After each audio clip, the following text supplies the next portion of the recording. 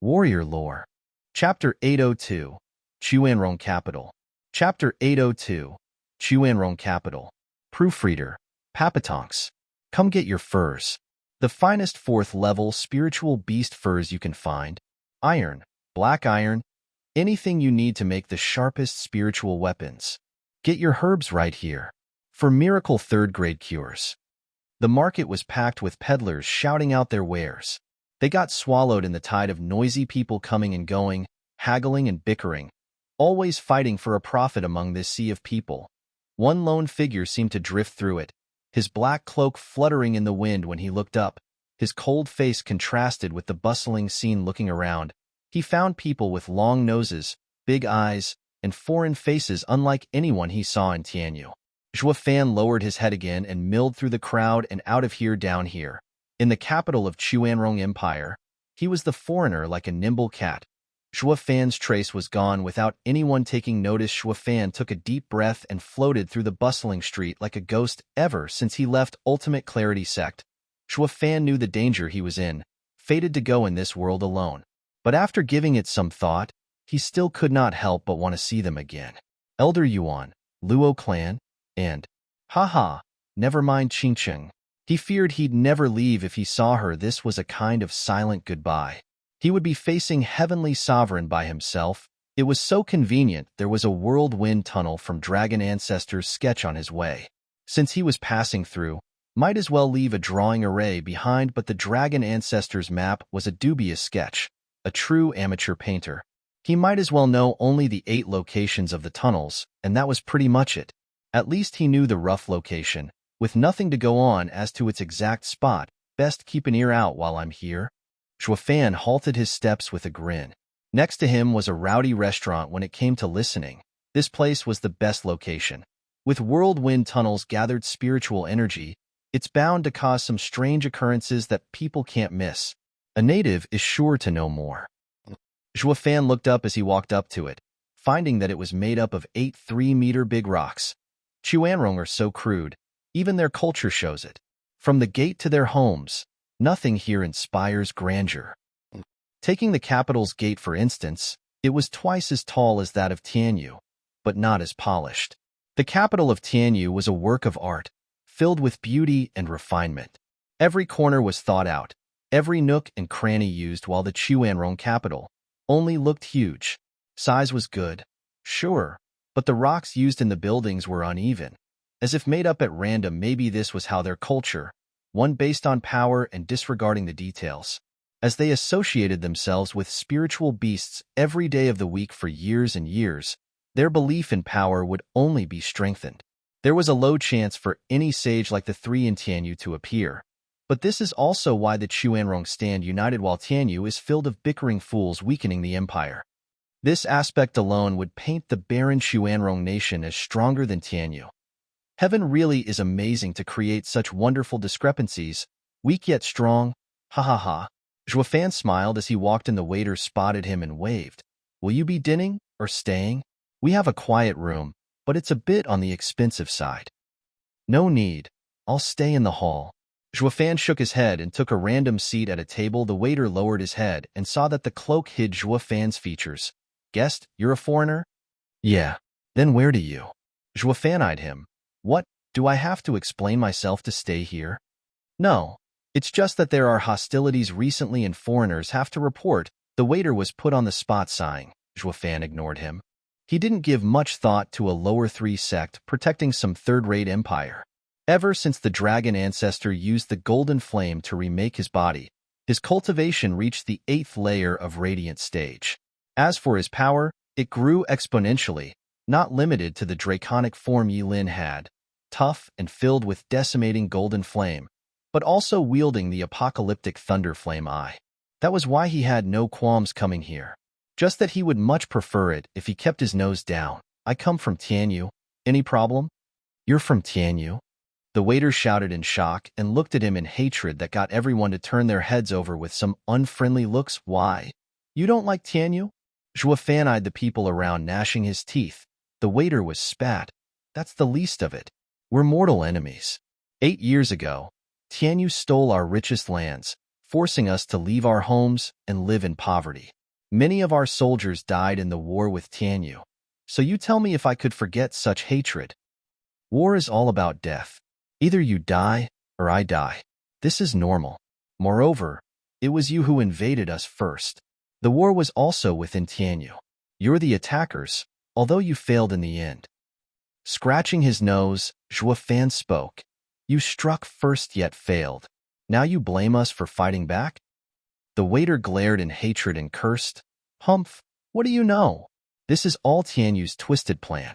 They say we should help them settle their unrest, only to label us as invaders later and steal our land on top of it. All of you from Tianyu are nothing but snakes and greedy wastrels. The others nodded, looking at Zhuo Fan with red eyes. Oh, that does make sense. Zhuo Fan nodded. True, it was Tianyu's emperor at the time that invited you to help. I didn't think such a secret would reach the ears of a waiter. This must be the Quanrong emperor's campaign to keep his seat. But that's the truth and I have nothing to deny it. But this was settled by the leadership, with the common people of Tianyu wholly disagreeing. Now that emperor lost, so of course he can't honor his promise to you.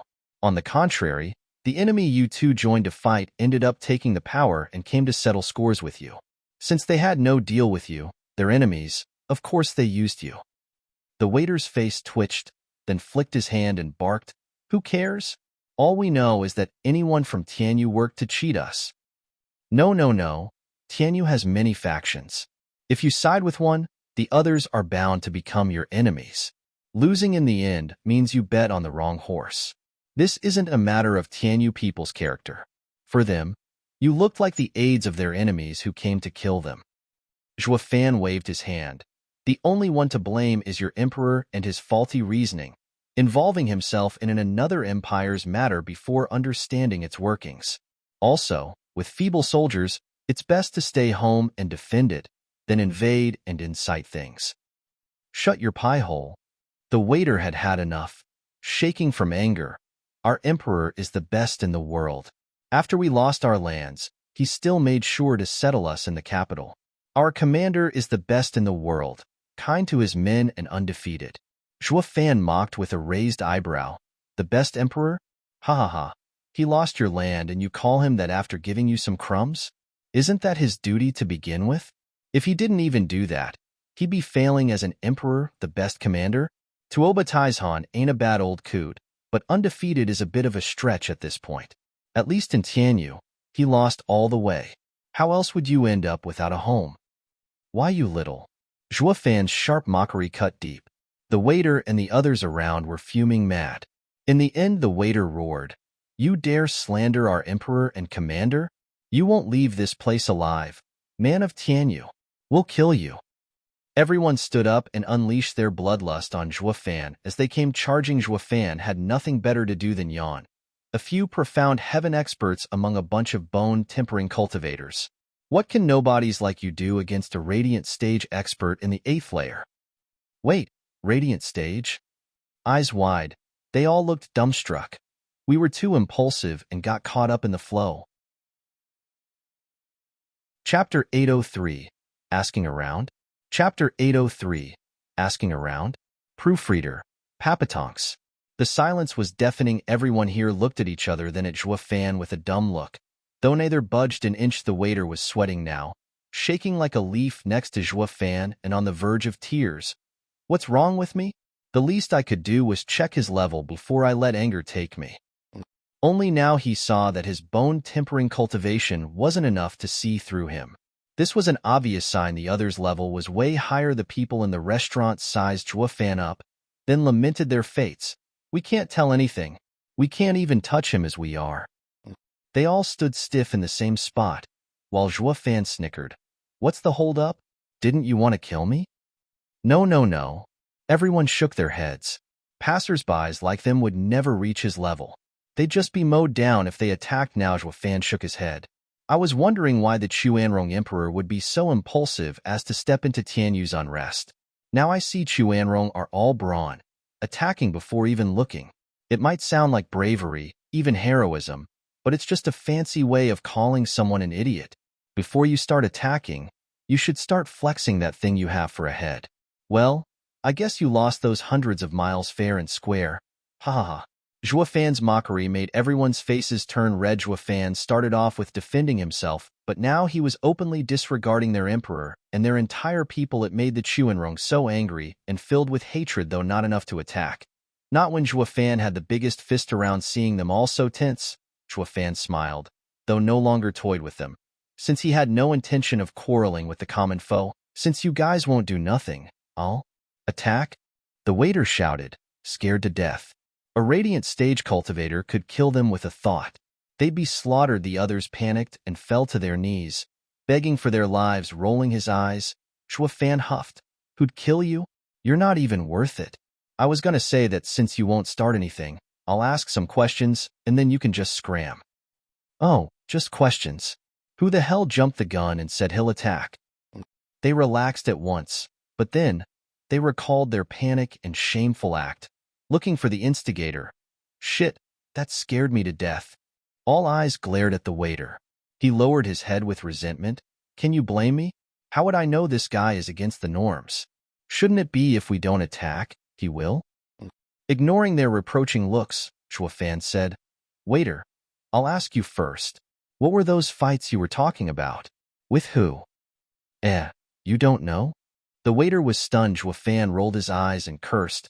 Why else am I asking you? Yeah, Senior asked you a question and you're quibbling? Hurry up and answer before Senior gets impatient. Waiter, cut the crap and answer. Everyone in the restaurant began to curse at him and make him feel glum. Damn these fools, switching sides at the drop of a hat. They were patriots a second ago alongside me. Now they're this Tianyu guy's loyal dogs. Since you can't mess with a radiant stage cultivator, you take it out on a waiter? Zhuo Fan frowned and glared at them to quiet down. The waiter bowed. Sir, we're at war with Tianyu. Since you're from Tianyu, I thought you knew. They're fighting again? Why? For how long? Around a month.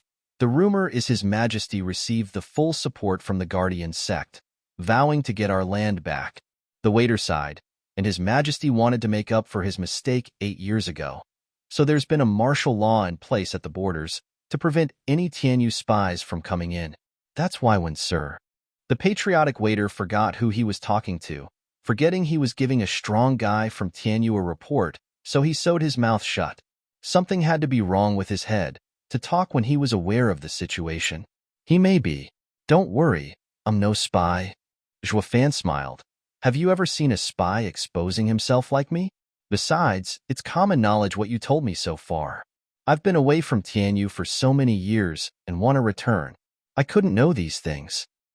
The waiter sighed, relieved. I haven't sold my country. Zhuo Fan pondered carefully. There's a serious problem here. I saw the Luo clan's power and Quanrong didn't have the strength to invade Tianyu. Also, Beast Taming Sect is offering full support? Humph, it is only one sect while the other has 3 helping it. Unless something fishy is going on here. Did the higher powers reach some debase deal? What are you talking about, sir? The waiter asked. Puzzled. Zhuo Fan waved his hand. Nothing. It doesn't involve you anyway. Quanrong won't win in any case. There's still something I want to know. Ha ha ha. Do you guys have some wonderful scenery around, of immense beauty? Scenery? The waiter was stumped. The people puzzled. He shook his head. Sir, Quanrong isn't like Tianyu, with rich lands and great sceneries. We're barren. So where can there be such a place here? If you want to enjoy some places, you're better off going to Tianyu. They have far better sceneries. Then what about Harsh Mountains, which is the most treacherous area, the place where livestock vanishes the most? Zhuo Fan squinted. Where the wind tunnel gathered spiritual energy, it did not mean paradise would always form. It might not be unlike the local areas, making it truly a danger zone. The waiter was still looking lost. Sir, where have you heard this? We're barren, but not in hell, with a poison land. Wouldn't we have died off by now? Frowning, Zhuo Fan pondered. Were the OL dragon's senses out of whack when he made the sketch? There's no sign of the wind tunnel here. That would mean all the other spots were wrong as well. How am I supposed to find 8 wind tunnels on these huge lands? Zhuo Fan was worried. The waiter and the rest did not make a peep. Afraid he would kill them, everyone waited there for his words. Where's the owner? In this tense mood, Heads turned as loud footsteps were heard coming into the locale. Two built men in lavish clothes walked forward, their strong physique clearly making them out to be at peak profound heaven stage. The sixth prince has booked this place. All of you are to leave. The two tough guys stuck out their chests, looking smug and cocky, though they did not see the panic that unusually followed. In fact, the people were making shushing gestures in a rush. What's going on here? Are you all deaf? The sixth prince booked this place. Get out now. The two barked once more, and the people looked at the two tough men, trying to hint at them. See him? He can't be offended, so keep it down. Don't disturb him, or we'll all get it. However, the two muscles did not get to shout again as Zhuo Fan's cold tone echoed. Who are the crazed dogs barking in my ear? Chapter 804, Number 1 Fan. Chapter 804, Number 1 Fan. Proofreader, Papatonks. How dare you? The two got so used to having their way, they began shouting at Zhuo Fan's complaint. Who are you to disturb the sixth prince? Boom. Their tirade was cut short by an explosion. They exploded in a mist of blood while Zhuo Fan lowered his punch, lamenting. Where am I supposed to go from here? The sketch is a bust. The people in the restaurant paled, with some even slumping on the floor. Just one punch from an 8th layer radiant stage expert and two peak, profound heaven cultivators were dead without even a corpse left behind. They died before even knowing what was coming. This guy is brutal, not holding back at all. Those two were the prince's men. The fear in everyone only grew as they looked at Zhuo Fan, shivering in their spots. Hualair, Hualasha, are you done? The prince is about to arrive. An aged voice sounded from a man with a white beard. Seeing the blood around, he shouted, What's with all this blood? Haven't I told you brats not to kill? How can you feast when there's blood around? Cleaning it up is such a pain too. The people glanced at the old guy but remained silent. He must think the blood comes from us. If only he knew they were his own two men. The old man walked inside as he shouted, Hualair, Hualasha, get out here right no dash ugh. The old man bore a weird look. Why are there so many people around? Sixth prince is about to arrive. The others gave him a pitiful look, then waited for Zhuo Fan to make his move. What's a prince against an 8th layer radiant stage cultivator? If we take a single step without his permission, we might just end up like those two. Zhuo Fan was frowning and pondering what to do. The sketch lost its value, and he was now stuck. He was so distracted, he did not notice the eerie mood in the restaurant. Sir?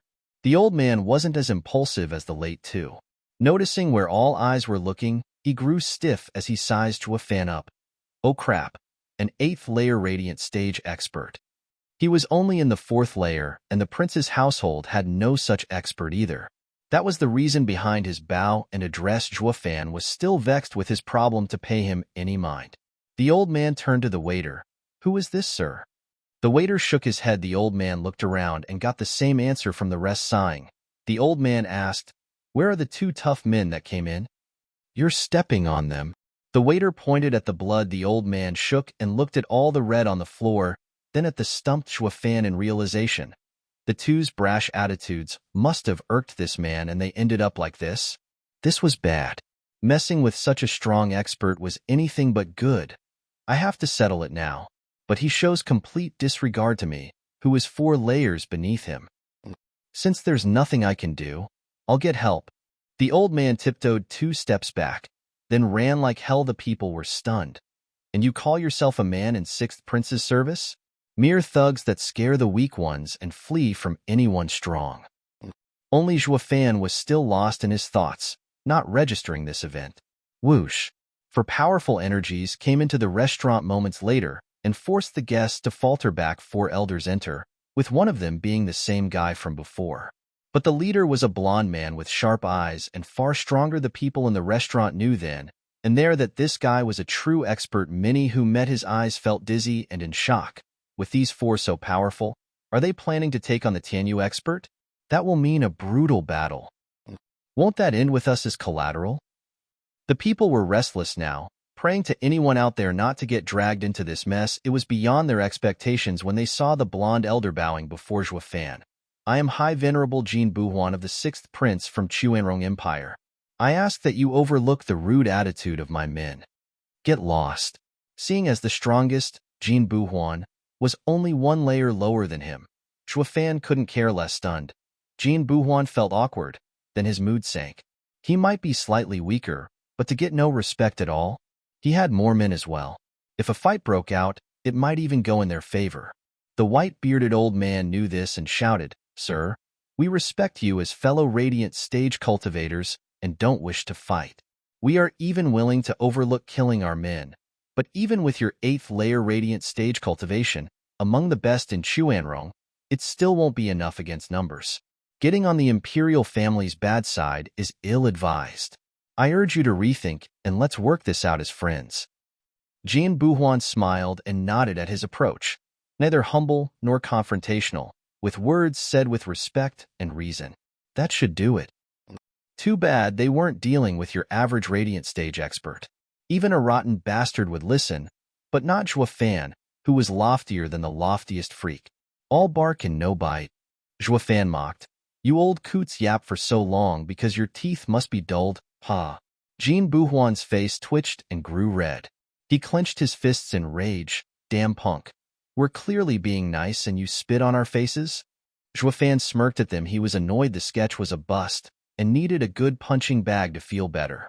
It just so happened a few poor devils came right at his door. Jin Buhuan glared. Sir, I don't care who or how strong you are, but you're over the line. I will not take this lying down. Jin Buhuan exploded with power and bloodthirst as he charged at Zhuofan. The other 3 elders were right behind him. The oppressive power shook the entire restaurant. The people were pushed back under such pressure. While Zhuofan just smiled, he was looking at 4 clowns doing their act. Zhuofan mocking gaze enraged Jin Buhuan. He shouted and was about to strike. Stop! Ugh! Halting all of a sudden, Jin Buhuan looked back and bowed. Zhuofan raised an eyebrow and saw a fashionable youth walking over. He must be their lord, that 6th prince. Ignoring the elders, the prince looked at Zhuofan in shock. His steps were shaky, his lips trembling. You're? Yes, I'm the one that killed your 2 dogs. Now 4 more dogs came to bite me, so you should be coming in only after this is done. There's no need for any blustering either, being more than familiar with this play. Wait till I kill them. If you still want to die, I don't mind sending you off as well. Zhuofan waved him off like he was a beggar. The elders were furious and wanted to rip Zhuofan to pieces, but the youth was dancing in joy. Why, you're Zhuofan. How are you still alive? I'm your biggest fan. Huh. Zhuofan was perplexed, to say the least. Chapter 805, 6th Prince. Chapter 805, 6th Prince. Proofreader, Papatonks. Giving the youth a long look, Zhuofan grumbled and scratched his head. Have we met? Why can't I remember? Zhuodash, Sir Zhua, you never met me, but I have. Shaking from excitement, the youth came next to Zhuofan and looked at him with stars in his eyes. Zhuofan was put off. And who are you supposed to be? When did you see me? At the Double Dragon Gathering, Sir Zhua. Recalling those glorious fights, the youth trembled, his voice shaky. I was Quanrong Empire's representative and witnessed Sir's punch erasing all of Beast Taming Sect's team and your rise to fame. From a lower 3 Sect disciple to the best disciple in Western lands. I was moved to tears. Startled, Zhuofan finally reacted. So the kid saw me fight. No wonder I never noticed him. With so many people around, it would have been strange if he had, though he finds this guy's choice of words peculiar.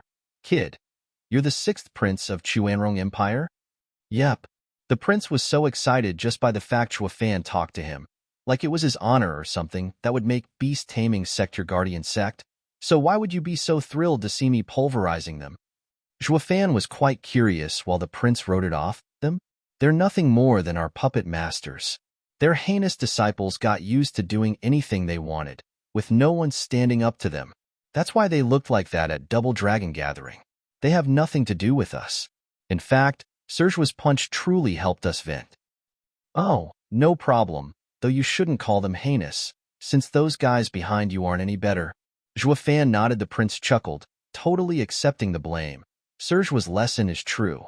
I have indeed neglected my men's conduct. What does it have to do with me if you care or not? Fan rolled his eyes. The sixth prince did not mind at all, taking all his words at face value. Yep, Sir Zhua is a man of ambition. So why would you care about little old me's faults? But since Sir mentioned it, I'll be sure to rectify it. The sixth prince turned around and spoke harshly at the four elders. Venerable Jean, tell everyone they are forbidden from using their power on the people, or their heads will roll. How can we be seen the same way as those rotten bastards from beast-taming sect? How will Sir Zhua see us then? Yes, sir. Jean Buhuan bowed and then cited Fan. To be honest, sixth prince was a whimsical guy who was only out to have fun, ignoring everything else. Quanrong Emperor tried teaching some sense to him, but he just wouldn't listen yet now. A short word from Fan got him on the straight and narrow. This is the power of an idol. Fan felt helpless too. What's it got to do with me? Sir Zhua, I've been hearing rumors that you've been killed. I've been offering bitter prayers and tears for your safe passing. You can ask them if you don't believe me. True. Sixth prince looked excitedly at Fan, then turned to his elders to echo him. They nodded their heads and attested to his conduct. Our prince is your biggest fan. Though what is Sir doing here all of a sudden? Are the rumors fake? Sixth prince asked, grinning. Fan mocked as his eyes took on a savage glint. They'll have another thing coming if they think I'll just drop dead. Cool. Sixth prince squealed in adoration at Fan's inadvertent posing. Then he turned to his elders. See that? This is Sir Zhua, the best in Double Dragon Gathering and my idol. Isn't he awesome? Ugh. The four bobbed their heads with a bright smile. Yes, cool, very cool. Though the four's hearts weren't that much into it. As the kid's men, they had to cater to his whims and lower themselves by idolizing his idol. Even Fan was of the same opinion, feeling put off by this crazed fan. Though he was about to pick a fight despite the other backing down, the sixth prince's adoration deflated his anger. How could he when the kid was worshipping the ground he walked on? I better get out of here fast. Sixth prince saw him go and rushed to block him. Sir Zhua, where are you going? You're finally in Quanrong, so how can you go without me being your host? That's fine. I couldn't find anything here I need, so I'll be going. Fan chuckled and walked on. Sixth prince's sparkling eyes rolled about in thought, then he said, Sir Zhua, what are you looking for? I know this place the best, so let me help. You? Fan raised an eyebrow. Sizing him up, of course, the whirlwind tunnel, with how weird it is, has a high chance of being taken by some really rich and powerful people. How can a nobody know about it? This kid is the sixth prince of Quanrong, of illustrious pedigree, and can hear many interesting tidbits. Fan's eyes lit up. Great. Then tell me, are there any spectacular places around here, or any harsh and deadly ones? Spectacular? The prince paused, then clapped. Have you come to enjoy our wonderful lands? In a way. Fan strained to agree. Are there any particular landscapes about? Sixth prince beamed. You came to the right man. We have barren lands, but don't lack in some good views either. My new mansion just got built around a wonder like no other. You might even say it's heaven on earth. I dare say, you'll never see anything like it in the whole 5 lands. Really? Fan grinned. Sixth prince nodded in pride. Of course, the mighty are bound to steal it from me if they knew of it. Imperial father saw it and wanted to build a summer palace, but I fought him against it and took it from him. That marvel is mine and mine alone. Imperial father will have to ask me if he wants a peek. Ha! Sir Zhua, now that you're here, I'll hold a feast at once. Let us enjoy the beauty together, with wine in hand. That's such a waste. Let's just go right now. Fan was overjoyed and couldn't wait to get there. Such a godsend, coming right when he was at his lowest. Sixth prince nodded, leading the way with a bright smile. It was his pride and joy to do anything for Fan. Jean Buhuan came before the sixth prince before they could go. Prince, please wait. You had a fight with Elder Shi over a girl, and His Majesty asked you to make amends. I get that you did not want to receive him at your home, so you came here instead. But if you leave, won't you stand Elder Shi up? We can't have him blow up in anger. Why do I have to apologize to that snake? Humph, not happening. Sixth prince was stubborn. I saw that girl first and that snake came to take her. He even killed all my men. Now Imperial Father wants me to apologize? Whatever for. A has-been elder of beast taming sect is nothing. All he knows is to come to Quanrong Imperial capital and be vile. Humph. The only reason I set a feast is because you cowards made me. Seeing the prince's attitude, Jin Buhuan shook his head. Prince, it's just some jealousy over a girl. And those guards weren't much worth either. An elder, she is an ethereal stage expert that not even his majesty can mess with. If not for beast taming sect holding him back, he'd be killing us as well. You have to apologize and settle his anger. You also said they lost power in the beast taming sect, and it's nothing big yet. So let's make it stay like that. No and no. Sixth Prince pointed at Zhua Fan in his temper. Sir Zhua fears nothing, winning Double Dragon gathering by himself. I will follow his example and won't fear that snake. Sir Zhua, let's go to the mansion for a drink.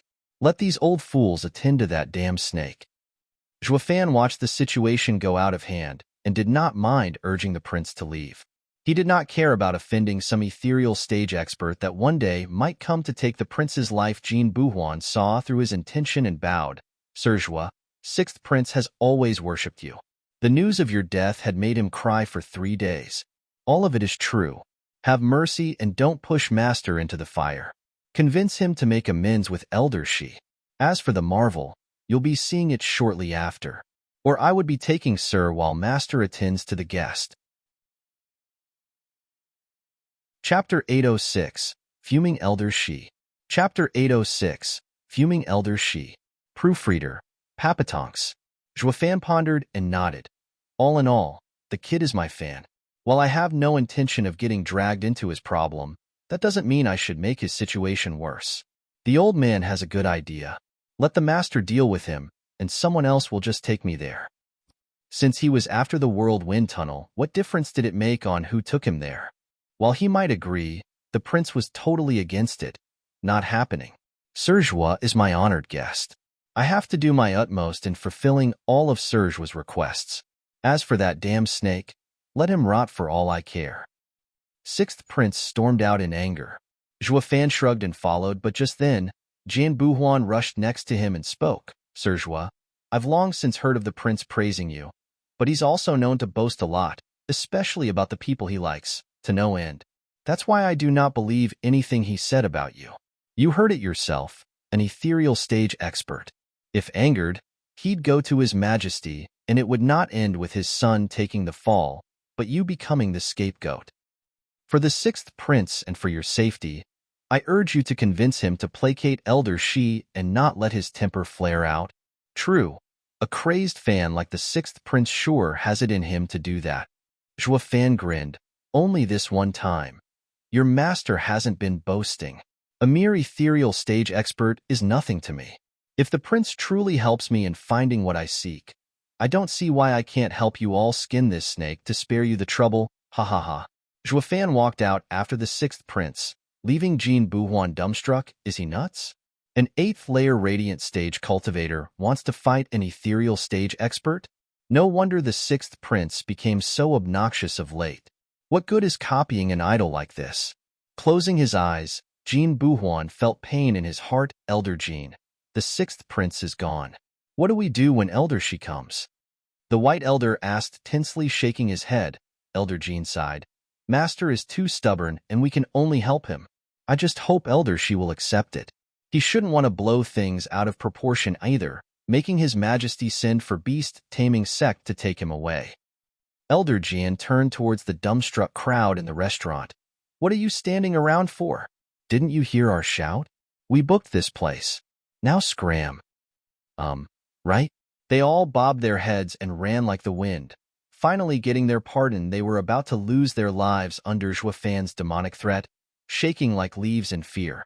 Now that they could leave, they were overjoyed they escaped with their lives. Furthermore, the people vowed never to set foot in this accursed restaurant again. The head of the restaurant would have cried if he knew his business had collapsed. Clean this place up and prepare the finest meals and drinks. We're holding a feast. Jin Buhuan eyed the messed up place and shouted. The head of the place and the waiter went to work in just 15 minutes. The restaurant looked brand new.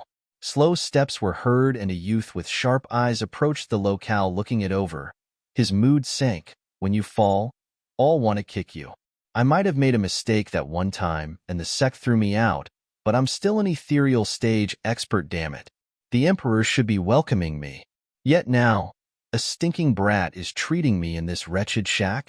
Humph, where's the apology in that? Elder Shi, we've been waiting for you. Jin Buhuan shouted as he led his 3 men outside the restaurant to bow and welcome Elder. She eyed him coldly. What's this supposed to mean? Where's your lord? That brat isn't welcoming me? Well, please don't be upset, Elder Shi. Wiping his sweaty brow, Jin Buhuan hurriedly apologized. Prince was feeling unwell and could not come, so he had us. Enough? Boom. Elder Shi flicked his sleeve, and a powerful gale swept the 4. They left a trail of blood as they flew. Elder Shi gnashed his teeth. You 4 better get this straight. The only reason I tolerated some punk's affront and agreed to this apology feast is all because of Quanrong Emperor. But since he doesn't care, he forced my hand. Whoosh. Elder Shi shot straight into the air. Jin Buhuan's group cried out. He's going for the 6th prince's mansion. The prince is in danger. Venerable Jin, lighten up. Isn't the prince taking Zhua Fan to his other mansion? He's not home right now. Yeah, and besides, we still got time to report. We can't delay or the prince might die. Jin Buhuan bobbed his head, straightened his wounded body and flew away. With blood dripping from him, the other 3 bore through the pain and followed closely. Meanwhile, Zhua Fan and the 6th prince arrived at a remote mountain, at a place among a forest where a mansion was perfectly blended with the surroundings. Its guards were profound heaven experts. The prince bowed to Zhua Fan before the door and smiled. Sir Zhua, after you. Zhua Fan nodded and strolled right in. 6th prince skipped after him like a good servant, and was happy for it. The guards were dumbstruck. The rash, impulsive, outrageous 6th prince of theirs knew how to be polite. Even when seeing the emperor, this kid would never show any respect. Being the youngest, His Majesty doted on him, which made him grow up without any restraints. The fact that he gave up and let his son have this spot for his mansion showed just how much he cared. But now, hey, who's he? Why's the prince acting like that? Don't know. Maybe the father-in-law or brother-in-law. Why else would he be more respectful than when seeing his father? Oh, so the prince finally met his other half. It's good that he stopped visiting brothels, huh? The guards whispered while the 6th prince led Zhua Fan to a large building. Zhua Fan shot the prince a puzzled look, grinning. The prince pointed at it. Sir Zhua, the magnificence of the land can only be enjoyed in the truest sense from atop this building. Oh, really? Zhua Fan frowned, though not bothered that much. Since the wind tunnel couldn't be just seen, might as well just play the guest. And so, the prince took Zhua Fan 18 stories high to an elegant room. The prince then walked to the window and opened it, letting in the fresh breeze of humid mountain air. Beyond the window was a 300-meter waterfall. Its immense drop felt like it was descending from the heavens above. Zhua Fan was stunned.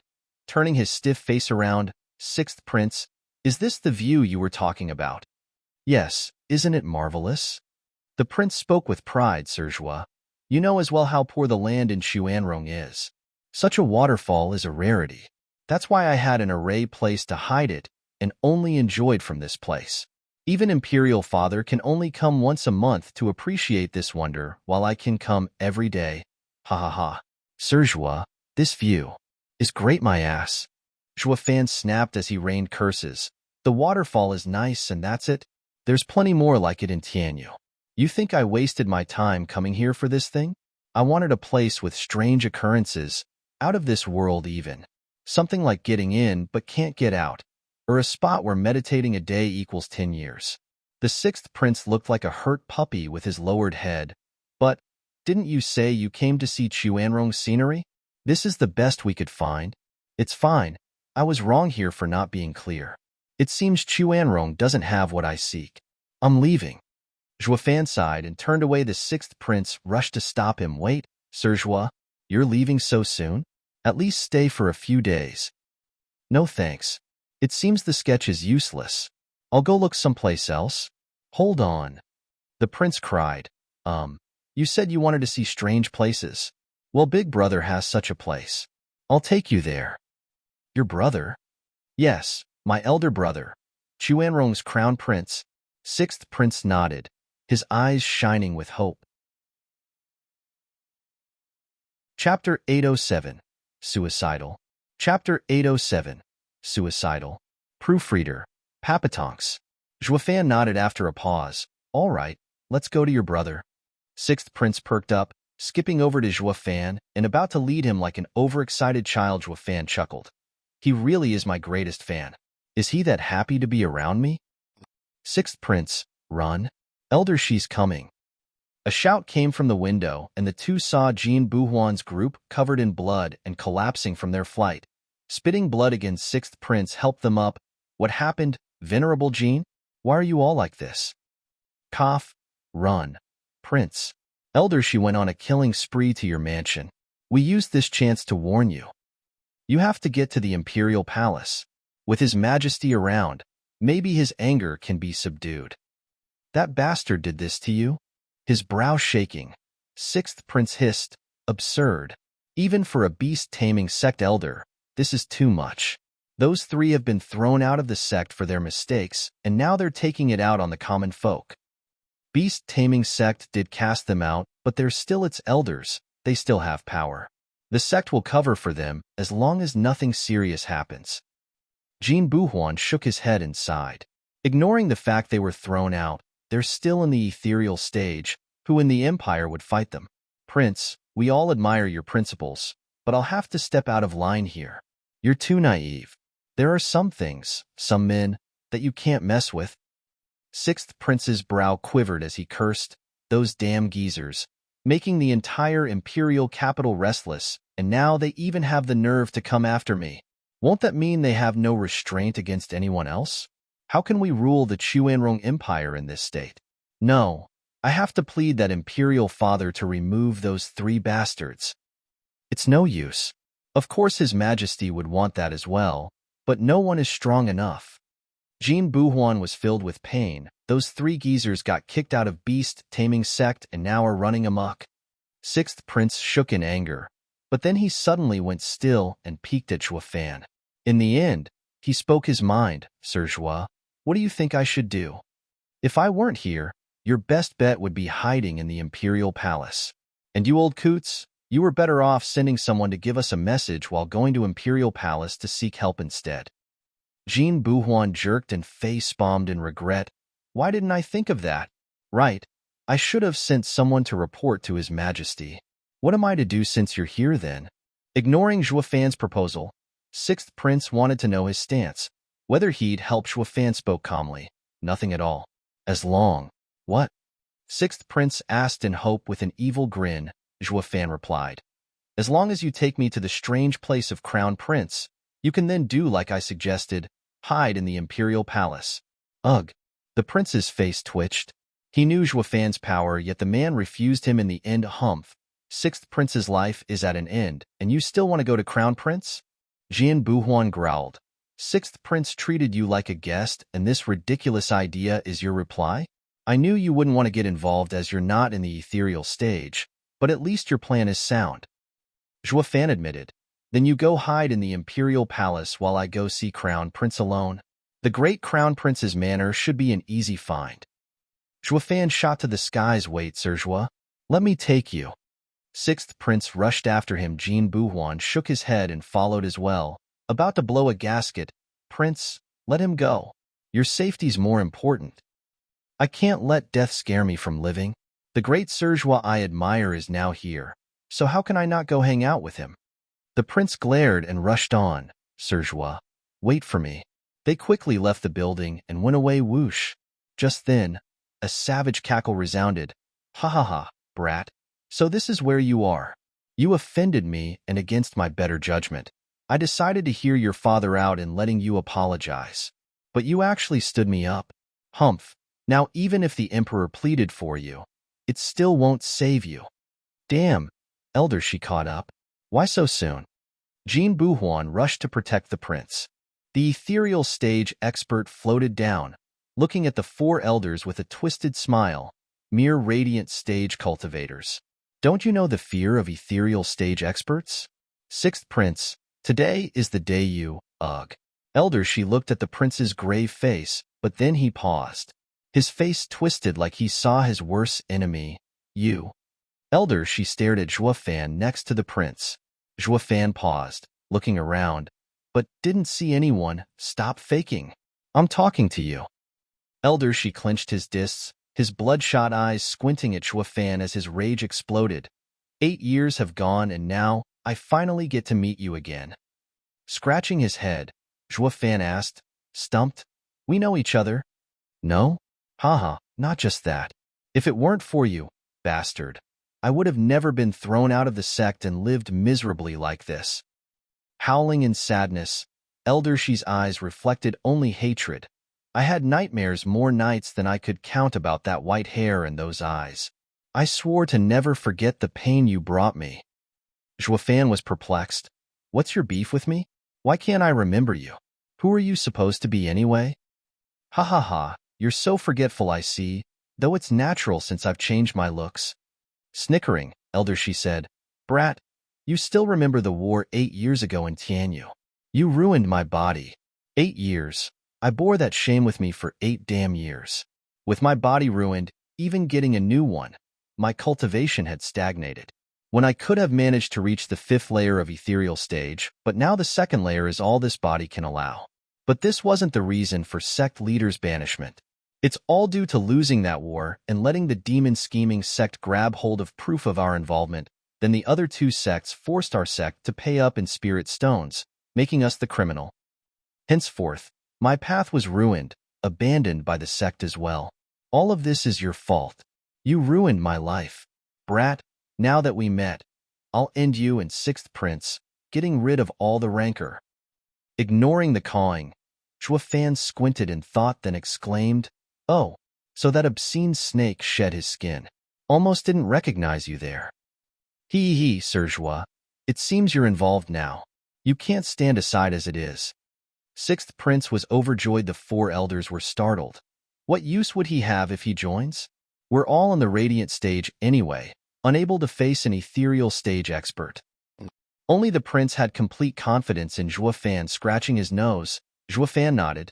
Yeah, I can't go around going easy on my enemies, now can I? Since I already suffered for it once. Zhuofan's eyes flashed with coldness and bloodthirst. Elder, she shook for some reason, feeling like a beast had its eyes on him and sending a deep-seated fear in his bones, but then he shook his head to shake it off. There's no way. He's just a radiant stage punk. How can he threaten me? Boom. Before he could make sense of it all, an explosion resounded. A force like no other shot through Elder Shi, the large building behind him, and then stopped in the large waterfall where it went off. A tornado of dust engulfed the sky, mixing with the water turned into mist, roaring as it grew, linking heaven and earth. When the dust finally settled, what reflected in everyone's eyes was utter destruction. The 18-story high building was gone. So was the 300-tall waterfall. But what was more important was that Elder Shi was nowhere in sight. Everywhere the people looked, they were welcomed with a flat and barren land. Zhuofan lowered his fist, his eyes cold, annoying. SSS. Gasping, Jin Buhuan and everyone else were lost for words. Cool. 6th Prince was the first to recover and whooped in joy. Chapter 808. Outstanding Crown Prince. Chapter 808. Outstanding Crown Prince. Proofreader, Papatonks. Lowering his mighty right hand, Zhuofan looked like he had done a trifle thing. He patted the 6th Prince's shoulder. Now hurry along and take me to the Crown Prince. I hope I'll find what I seek there. Sure thing. After a brief pause of shock, the prince shouted in excitement as he went first. Jin Buhuan and his 3 men were shell-shocked, just watching the 2 go with a dull look. Holy hell! He really is as strong as 6th Prince said. For once, he didn't boast. He's way stronger than he lets on, killing an ethereal stage expert in 1 punch even. Thank God we didn't fight him before. We'd have been killed as well. The 4 shivered when they recalled the scene at the restaurant. Zhuofan and the prince were a way off when a rumble echoed out and the earth shook. A huge image of a python came out of the ground, hissing, Damn punk, you ruined my body again. I'm going to eat you alive. It's Elder Shi's soul. Jin Buhuan cried out.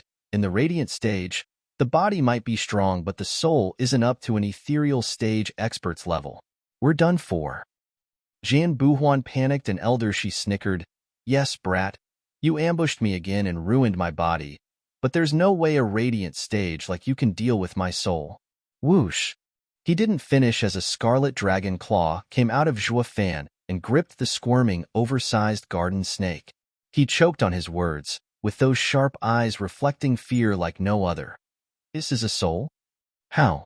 He's only in the radiant stage? Humph. This is what you get for being stupid. You could have just floated away as your soul.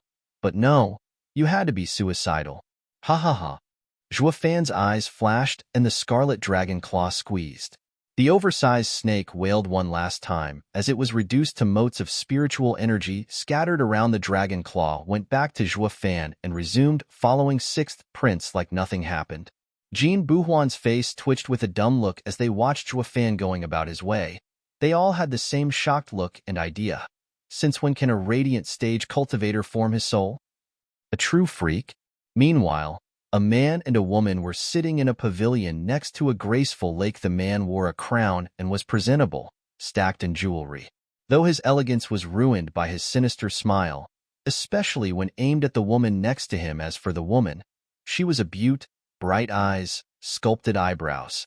Alas, the image was marred somewhat by her constant frown. Around them were singing and dancing girls, but as the obscene music and suggestive dancing of the women in their sheer attire continued, Liener, the daughter of Quanrong's high commander, bit her lip. The man smirked, one hand groping around a woman's waist, opening his mouth and letting her tender finger feed him fruits. Sometimes, it wasn't just the fingers. The man let out an obnoxious laughter now and then, filled with lust. Liener was sickened by it, but helpless against it. Liener gathered all her bravery to ask, Crown Prince, would it be possible to release my brother? Him? The man raised an eyebrow. In front of the whole nation, he punched me. How could I just let him go after his blatant disregard for authority? Clenching her fists, Liener bit her lip harder. Brother was wrong in striking your highness, but he was doing it to protect me. It was all my fault. I hope your highness would consider Tuoba family's wholehearted service to Quanrong and release my brother at once. Liener will never forget your highness's gesture. Oh, never you say? Crown Prince sized her fine figure up and broke out in a lustful grin. I don't need that long, just attending to me for the rest of your life would do. Your highness. Liener cried out and jerked away at his obscene gaze on her. Then she trembled as she spoke. Please mind yourself, your highness. Throwing the beauty in his arms away, the crown prince became bored, speaking coldly, Tauba Liener, don't you play coy with me. Be grateful I have the time to waste on you. Tauba has been a great family for a long time, but ever since your defeat 8 years ago, costing the Empire heavily, you're now criminals. Imperial father did not execute the old Tuoba Taizhan and only demoted him to captain of the guards. This is already gratitude enough for all his service. All of this was possible because I pleaded your case. What do you think would have happened if I hadn't? You'd be stripped of everything and goddamned hanged. Liener bit her lip with a lowered head, and what do? Humph. Crown Prince went on with his tirade. Damn ingrates. I even asked for your hand, yet that old Tauba coot actually refused my kind gesture. I thought his mind woke up when he came to visit me in person afterward, but he only came to me for help.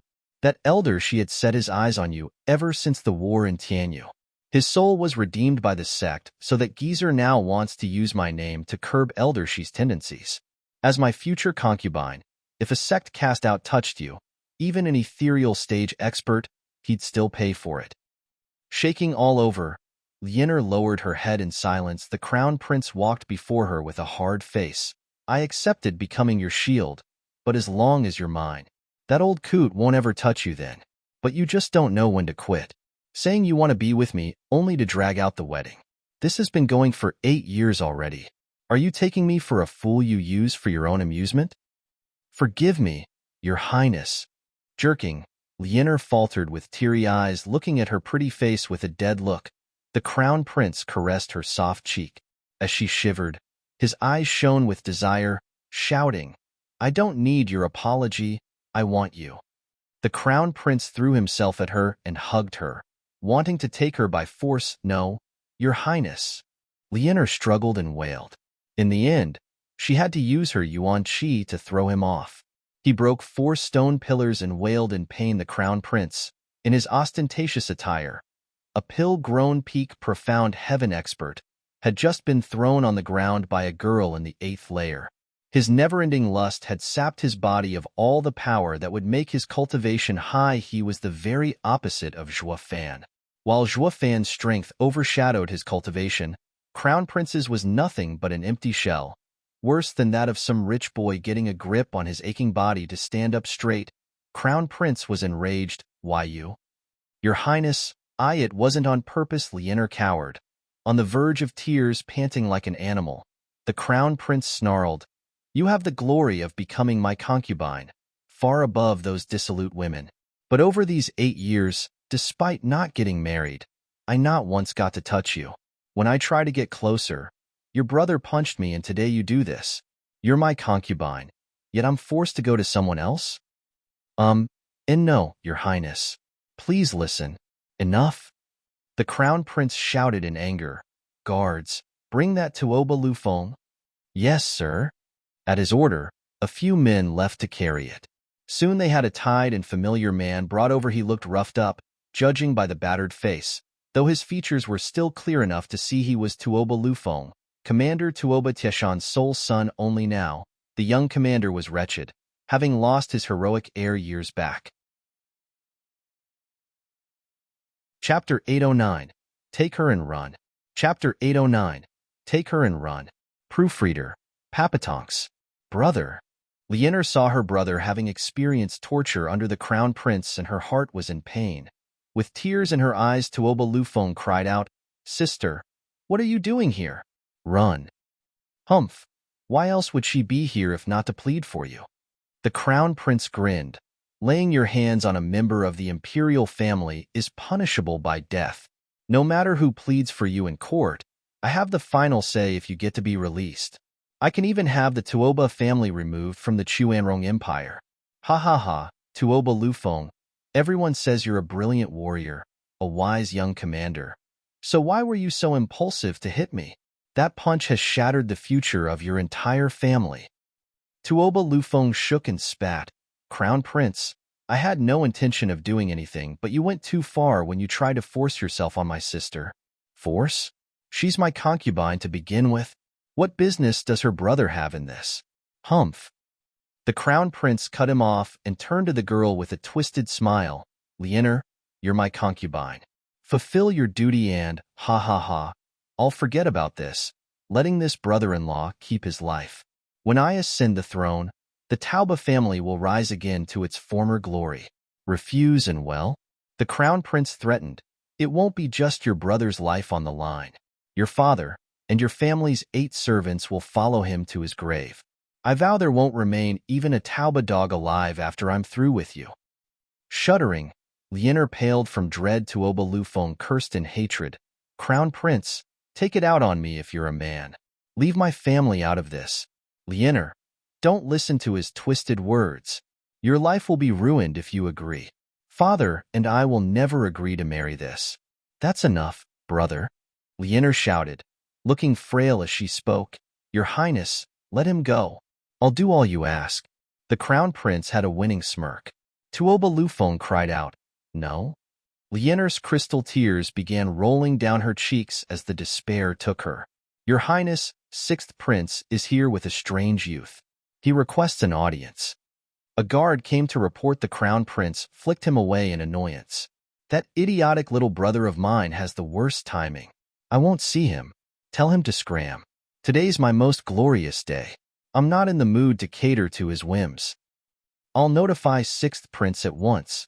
The guard left. The Crown Prince drew closer to Lianer with a disgusting leer in his eyes. His hands shook and his mouth watered in anticipation of having his fill of this fine lady's exquisite curves. "Lianer, I finally have you. This is heaven on earth. Ha ha ha." "Then my brother," Lianer muttered. The Crown Prince sneered and waved.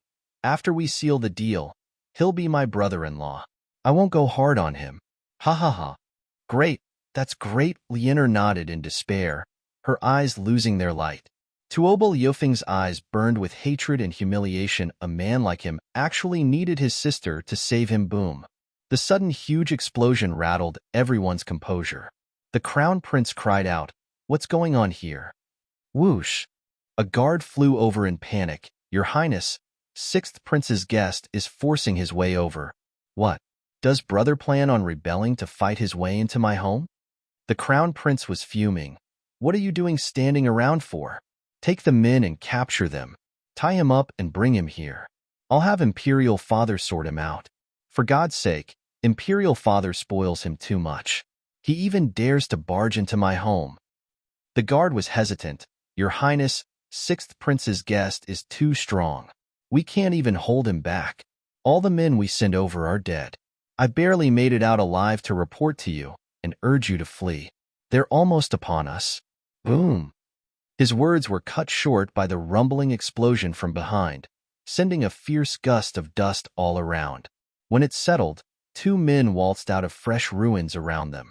To make it worse, the joking manner they carried themselves with made it look like they weren't just walking all over the crown prince's lavish home, or what was left of it. Sixth prince, is this the way? Serjois, just up ahead, yes. Last time I saw the amazing scene in Crown Prince's manor right around here, the still pond. Sixth prince was all smiles as he led the way. It's truly a wonder. I wanted this manor too, but elder brother just wouldn't budge. Not even Imperial Father would help me, saying Crown Prince's manor is too important to give to me. That is not proper. Juefan nodded. True, this ain't just about the manor, but the name of the Crown Prince. If the Crown Prince's stuff gets shared to everyone, won't that make him useless? So no matter how much the Emperor dots on you, he still won't do something so absurd as to affect the Imperial family's image. That does make sense, actually. Sixth Prince nodded, then became confused again. Doesn't that mean barging in like that will affect elder brother's image just as well? He is Crown Prince after all, so ruining his manor is a bit. Juefan glanced at him. Why should I care? Sixth Prince jerked and his eyes glittered. Cool. The two enjoyed the short stroll to the pavilion, looking about like they were window shopping. Anywhere but at the host of this now ruined manor. It didn't get more disrespectful than this. The Crown Prince exploded in fury. Sixth Prince, what the hell? Are you revolting? Why did you barge your way in here? That's totally not it, elder brother. My idol came, so I had to play the kind host. Since you have a marvelous natural attraction here, I just brought him over for a look-see. Look your ass. The Crown Prince had had it, roaring, "This is the Crown Prince's manor. Yet you destroyed it regardless just for that damn flimsy reason? You're outrageous." Juefan and the sixth prince didn't pay him any mind. Juefan was still looking around the place with a frown. There's nothing special about this place as well. Where's that wonder you talked about? That lake over there. It's a real rarity. I promise it won't disappoint, Serjois. Sixth prince stuck to him like glue as he flattered. The Crown Prince was outraged at the blatant disregard. Lianer's dead eyes picked up Juefan looking everywhere, and her hope renewed. Juefan, why you're Juefan? Yeah, you. Juefan had to focus for a second to really place where he had seen her before. Oh, Tuoba Tieshan's daughter, Lianer. It's been a while. How have you been? With a weak smile, Lianer sighed in response. Juefan shrugged and walked next to the lake, ignoring all the extra people around. It's not at all what I need. Oh well, I knew it was a long shot even when I came here. Sigh. So where exactly is this amazing scenery, sixth prince? Serjois, it's the lake. The prince skipped before him and pointed. Juefan scanned the place. Still ignoring everyone else, Lianer felt pain in her heart. Why was it that he was always so disregarding to everyone when she saw him? But this had to be why the people he did notice would forever be in his mind. Lianer's features softened, gazing at his inquisitive look, ignoring the rare gentleness on his concubine's face. The Crown Prince shook from the humiliation and anger. Call all the venerables in this manner. I want this obnoxious fool to meet a swift end. Let him know the price of ruining my home. Yes, sir. The guard bowed and left at once. Juefan didn't know this, Still looking at the lake the hogtied Tuoba Lufeng saw this and shouted, Shuafan, Crown Prince is calling reinforcements. Take my sister and run. Never come back to Quanrong. Who's he now? Shuafan turned to where the voice came from. Chapter 810, Thrashing Crown Prince. Chapter 810, Thrashing Crown Prince. Proofreader, Papatonks. The Crown Prince's eyes were on fire from the hatred he put in his glare at Tuoba Lufeng. He went over and kicked the tied-up young commander into the air. Humph, you must have a death wish inviting enemies. Brother, Lianer cried out. Shuafan looked on with a frown at the unrecognizable Tuoba Lufeng from all the beating. He then nodded. You're that guy playing commander back in Tianyu, Tuoba Lufeng? My, how cool you are now. Almost can't hold it in even. Smiley face, a play on words, since the same character is used for cool and commander. Sixth Prince grinned. Ha ha ha, Serjua. Do you have something against young Tauba? He's in serious trouble right now, yet you're still being mean? Lianer glared at Shuafan in anger. Well, on the last battlefield we were on opposite sides, though nothing more than that. Shrugging, Shuafan had a flat look. Returning to inspecting the lake, Sixth Prince, where's that marvel you keep talking about? Tuoba Lufeng shouted in panic. Shuafan, Crown Prince has many experts. Don't be reckless and wait for them, or it'll be too late. I only hope you take my sister with you when you go. Help her out of this hell. God damn it. You're still talking. You're still spilling the beans?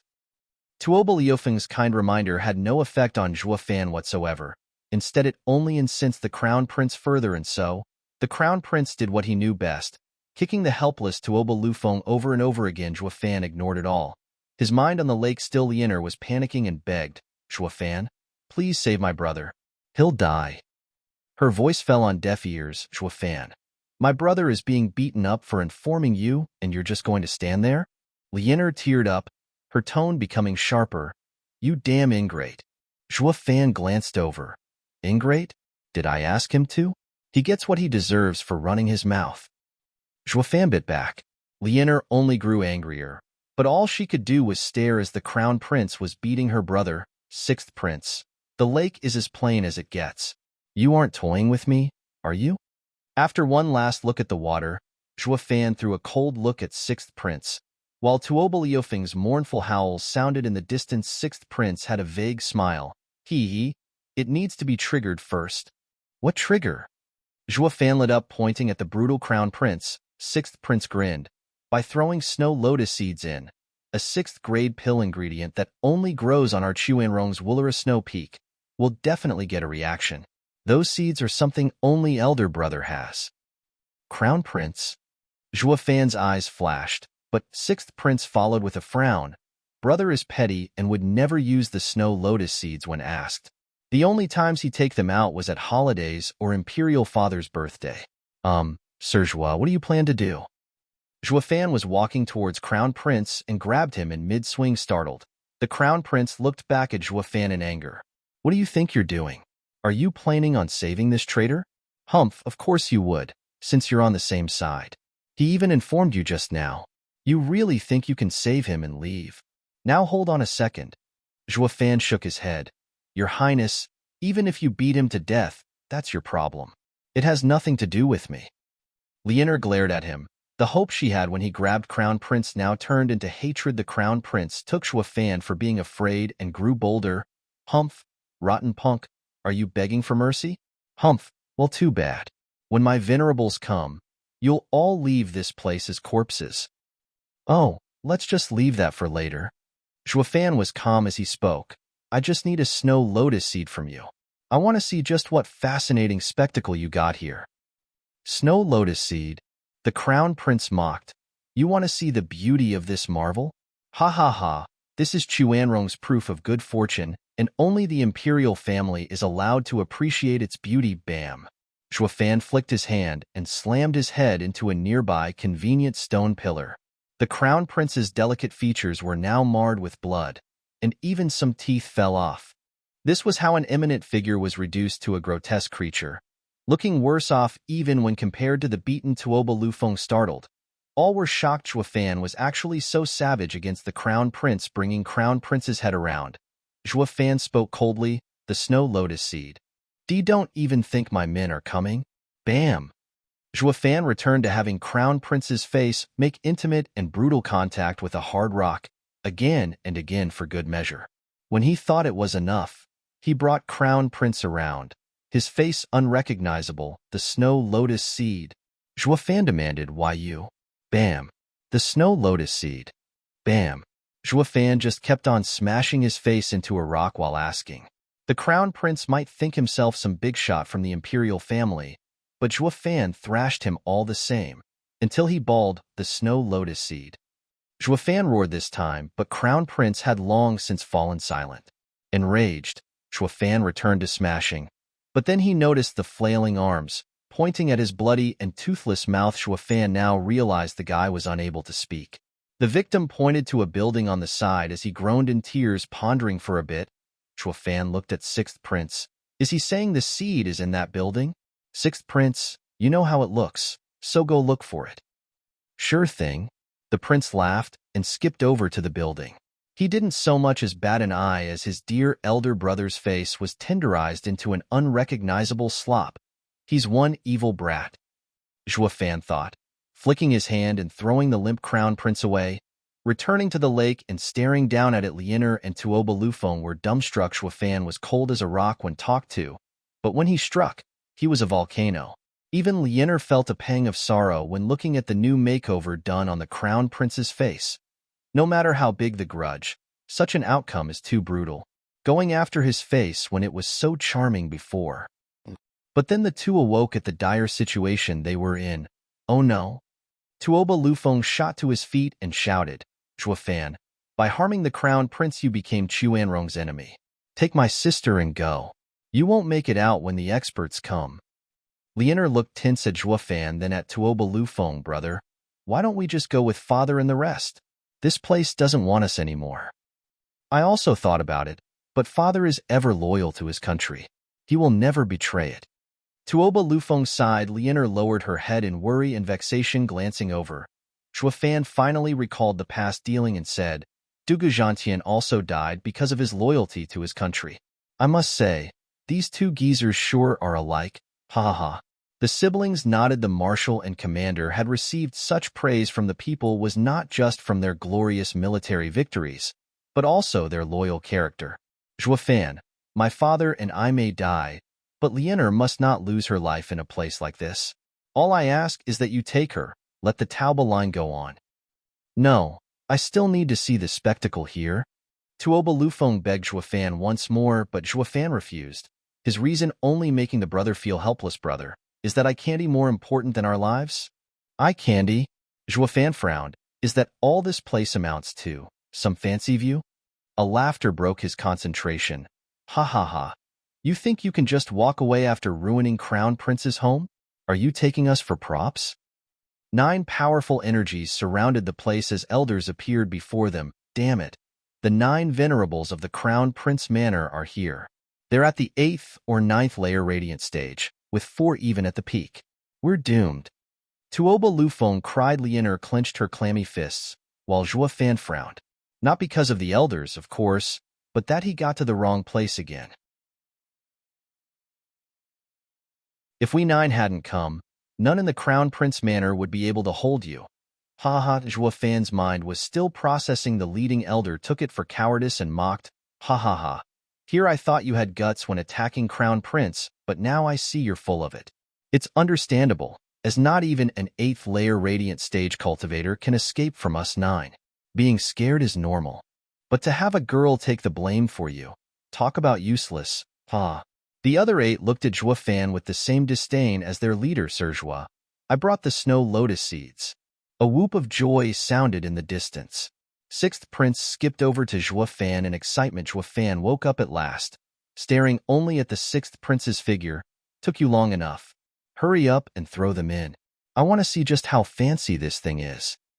Ugh. The mockery was stuck in the 9 elders' throats seeing him ignore them. The 2 soon joined and started throwing seeds into the lake while watching for any signs. The elders' faces sank. For God's sake, Here we thought he was scared when in fact he didn't give a damn about us. He's toying with us. Boy, don't think that your high cultivation is enough to do what you want in Quanrong. You ruined Crown Prince Manor, and I'll have you pay for that. Sixth Prince, I heard this is eye candy. Isn't that so average? Sir Joie, this is a true marvel, I promise. It's a true rare spectacle in this world that won't disappoint. Oh, I'm relieved. Let's just watch. Juefan and Sixth Prince were curious about the lake, even ignoring the elder's raving curses' blatant disregard. That was what this was. The old man's face twitched as he barked. Let's get this damn faker, men. I want him dead. Yes, sir. The other elders bowed and shot for Juefan. Their mighty auras, filled with bloodthirst, covered the sky. Lianer cried, "Look out, Juefan." Oh no. The bloodthirst is affecting the lake and it's too scared to react. The sixth prince shivered and cried. Juefan's face twitched and his face sank. Turning around and seeing the incoming 8 elders, he roared, "Damn geezers, stop bothering me." Who? A mighty gale shot out that went through the 8 elders. The old men lost their lives before even knowing what happened. Slumping to the ground like a ton of bricks, Tuoba Lufeng and Lianer were shell-shocked. Was that? Bang! A crisp sound echoed and the leading elder felt his legs soften, kneeling on the ground. He was in the lead when the gale had struck him as well. Now he looked deathly pale and overcome with horror. In no way. That's soul impact. An ethereal stage expert? Juefan went back to his problem, the lake. He asked, "Sixth Prince, now it's quiet. Will it show up?" "Yes, soon." Sixth Prince grinned. The two looked like they came to sightsee. They were calm and the mood was calm too. Finally only Tuoba Lufeng, Lianer, and the surviving elder looked at Juefan with fear. This guy is even more terrible than before. All kinds of thoughts ran through Tuoba Lufeng's mind. Chapter 812, Flower Fairy. Chapter 812, Flower Fairy. Proofreader, Papatonks. 15 minutes later, the still lake rippled. The snow lotus seeds floated inside, releasing bubbles. As each bubble burst, the seed below it was gone. The ripples became more and more numerous. Juefan looked focused, watching as flowers floated to the water surface from deep below. Swaying in the sunlight, a total of 1,000 flowers appeared, moving about as if they were dancing. Juefan's eyelid twitched, looking straight at the sixth prince. The prince was smug. "Well, Sir Joie, isn't it fab?" Juefan nodded. If it were only a couple of flowers having spirituality, it wouldn't be much. Maybe it was something related to their species. But with 1,000 different flowers all showing the same reaction, living at the bottom of the lake, now that was different. Just what was the deep hiding for such a scene to occur? Is there really a whirlwind tunnel in here? Juefan asked the sixth prince. "You just say this won't be just some eye candy, a fancy view. What did you mean by that?" Well, the sixth prince wiggled his eyebrow with a vague smile. "Revival. Something I bet not even Sir Joie has ever experienced." "Revival?" Juefan frowned, understanding his thoughts. The sixth prince skipped over to the ghastly-looking crown prince. "My elder brother is the perfect candidate for Sir to witness this event." Sixth prince grabbed snow lotus seeds and threw them high, shouting, "Eat it, flower fairy." Bang! With a loud burst, the lake exploded, with a water sprout jutting out and wiggling in the air to catch them all. Then it shot back into the lake, sending a shower of fine water droplets. Each drop released a faint golden glow in contact with anything. When they touched the crown prince, one could see how with every drop, his disfigured face was recovering. Even his teeth grew back. Even the somewhat far Tuoba Lufeng, who the golden glow did not reach, was healed in moments. Juefan was looking inquisitively, hand on his chin. Quick recovery, along the lines of my returning dragon's roar, if not stronger. Sir Joie, well, isn't it amazing? The sixth prince grinned. The crown prince shot to his feet, looking at Juefan with fear. Then he scurried away, wanting nothing to do with him. Juefan nodded, taking one step to pop in the crown prince's face. He grabbed his skull, cracking it on some random rock and giving him that revolting look again before throwing him to the ground. The crown prince wailed, his bloody and toothless mouth straining to speak. I didn't do or say anything. So why? The sixth prince was curious as well. Zhuofan shrugged. It'll be more peaceful without his bullshit poisoning the air again. This works. The sixth prince started. The crown prince cried, filled with grief. Yes, this worked like a charm. While the Tauba siblings looked at Zhuofan in silence, he was the only one running his mouth and showing off. His Highness had been a victim to maltreatment twice now, at the hand of the same demon. Yet the second time made no sense. This was just not Crown Prince's day. He got beaten in his own home, and twice on top of that. Ignoring the others, Zhuofan stared at the lake, then at the 8 dead elders. It was obvious the golden glow was not capable of true revival, only good at healing, just that it was far stronger than most pills. With them having their soul crushed, there was no way to make a comeback. Next was finding out where this golden glow came from. Zhuofan lifted his right hand, covered in a red and brutal glow. Qilin arm. Zhuofan flicked his hand right at the lake. Boom. The motion was that of a savage sword, splitting the lake in two. The water towered up to 300 meters as it rumbled to the sides. It left the lake bed completely exposed. Sir Zhua, what are you doing? The sixth prince was shocked by his action. Zhuofan spoke, checking what's below. But there should be nothing there. The sixth prince sighed. Ever since discovering this marvel, elder brother had sent people down there but found nothing. Zhuofan stared hard at it, then said, just because they failed, that doesn't mean I will too. Something odd is going on here. Squinting, Zhuofan's soul covered the lake, feeling every nook and cranny, with no results. Is there really nothing? Just then, when he was about to give up, he felt something to one side focusing on the spot. Zhuofan still got nothing. Then it happened again. Zhuofan focused, and his right eye sported 6 golden halos. Divine Eye of the Void 6th stage. Void Domain. Bang! Feeling like he had hit a wall, Zhuofan snickered. He then pointed forward, and his eye released its power. A palm-sized space pocket formed before him, holding in it a finger-sized golden person. It had transparent wings. Humming as they flapped, its hand was holding on to some snow lotus seeds. Looking at Zhuofan in panic, what's that thing? The sixth prince cried out in curiosity. Zhuofan said, flower spirit, a being born of this world, like a fire spirit or blood spirit. It's nurtured by the world, until it gains spirituality. The flower spirit is a being of wood, an element with brimming vitality. That's why it can heal so perfectly. Although weak in battle, having it around is much better than having pills. Blinking, the sixth prince looked confused, but the least he could catch from that was that it was precious. The flower spirit is nature's favorite and good at hiding. No powerful expert would ever sense it, least of all catch it. A shame my void domain can create a space pocket. As long as I can sense the location, setting it up will trap this little guy. Ha! Holding the flower spirit, Zhuofan had a manic grin. Isn't that right? It kept struggling to flee, but Zhuofan tightened his grip, making its effort useless, until it gave up. Boom. The huge water expunged from the lake finally came down in a mighty roar.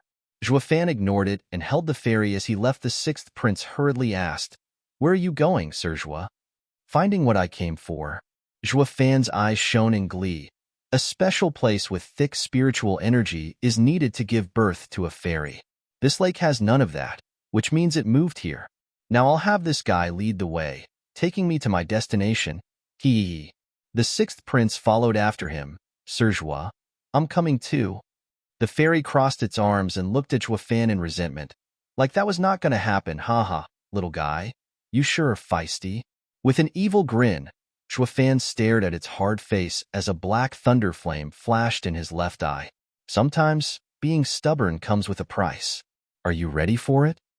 Shuddering, the flower spirit sweated, bobbing its head, and water gathered beneath it, as if it peed itself from fear. That thunder flame made it feel like destruction was nigh. Zhuofan held a tight grip on the spirit as he left, the sixth prince his faithful fan. As for the Taubas, Zhuofan had better things to do than mind them. The peak radiant stage elder, now scared to death, was still kneeling and shaking like a leaf. He still couldn't get over the fact Zhuofan killed 8 of his men in a flash. Chapter 813. Unstoppable. Chapter 813. Unstoppable. Proofreader, Papatonks. He not once looked at me. Watching Zhua Fan's back, Lianer's mood fell. She started off feeling despair, then hope, then shock, then despair again. But she ended the cycle with anger. Tuoba Lufeng sighed. Lianer, cut me loose and remove the seal on me. Right? Lianer now recalled her brother's predicament and rushed to release his Yuan Qi. Tuoba Lufeng finally got his freedom back. Looking around, seeing the old man lost in his own world, Tuoba Lufeng said, Lianer, this time it's grave. We best rush to father. We have to try and flee with him. With the crown prince's manor ruined, the consequences are dire. Zhua Fan is an uncaring monster, stirring things up and making us suffer for it. We have no choice but to flee our home. Brother, how can you say that? Glaring at him in dissatisfaction, Lianer pouted. If not for him, we both would have suffered at Crown Prince's hand. I can't even think about what he'd have done. Tuoba Lufeng nodded. Yeah, while the punk ruined everything, he did help us. We should be grateful for it. But we first have to flee from here and not get dragged into this any further. Lianer nodded and the two flew away, leaving the elder behind, still too horrified to react. High Venerable. Footsteps were heard as a guard looked around to see only the shell-shocked elder. The elder still didn't react. Sighing, the guard shouted in his ear, High Venerable, the monster is gone. Shaking, the elder finally came out of his stupor. Seeing Zhua Fan was nowhere around, he sighed and got up. But then he felt chilly below. Looking down, there was a wet patch. The guard chuckled and the old man went red. His glare wiped the smirk off the guard's face. Gahim, did that guy leave? Long ago. How long? 15 minutes. The guard bowed, squinting. The elder nodded. Why did you only wake me up now? Because the Tauba siblings. Bam! The guard's words were cut short by the old man's palm, slapping him dead. Glancing over, the elder's eyes grew hard. Damn fool. You think you'll still get to live after seeing all that? Humph. The elder's eyes darted around. Assured no one else was around, he took out a fresh pair of pants from his ring and changed. He then rushed to the crown prince's side. Your Highness, what's wrong? Here, take this healing pill. No. The crown prince's eyes glinted with hatred, slurring his words through non-existent teeth. Take me to Elder Hu. I want them to take revenge. The elder bowed. Understood. He grabbed the prince and left. There was a wide courtyard in the capital, one that had a large lion statue with the words honor and loyalty engraved on it.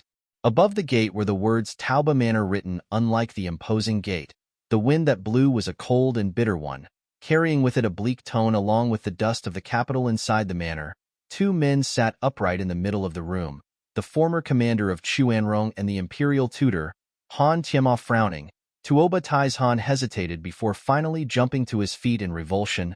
Guards, summon the 8 wolf wardens. I'm going to Crown Prince Manor myself. Wait, Brother Tauba, you can't let it devolve any further. Han Tianma urged, shaking his head. Tuoba Taizhan was vexed. Brother, Lufeng is my only son, now trapped in Crown Prince Manor. How am I supposed to calm down when His Highness is capable of anything? No matter how restless you are, you can't just go with the city guards. Han Tianma shook his head. The minute you resort to using the guards, and against the Crown Prince too, that would be the moment you'll be taken as a traitor. Then no one can save you. Let's say you get to mobilize all the men. What then? You're now the captain of the guards, not Commander Tauba, leader of millions. Commander Tauba Manor is packed with experts, 9 venerables of immense power. Even if you go, it won't make a difference, so what's the point? Bam! Slamming the table, Tuoba Taizhan glared. Even so, as a father, the least I can do is try. Calm down, Brother Tauba. Han Tianma sighed. Why don't we assemble the court's officials and plead to His Majesty to be lenient on account of your past? Tuoba Taizhan shook his head. No use. His Majesty issued an unbreakable decree this time, leaving Crown Prince in charge of this. Any that interferes will be executed. Who in the court would be willing to meddle in this? Han Tianma sighed.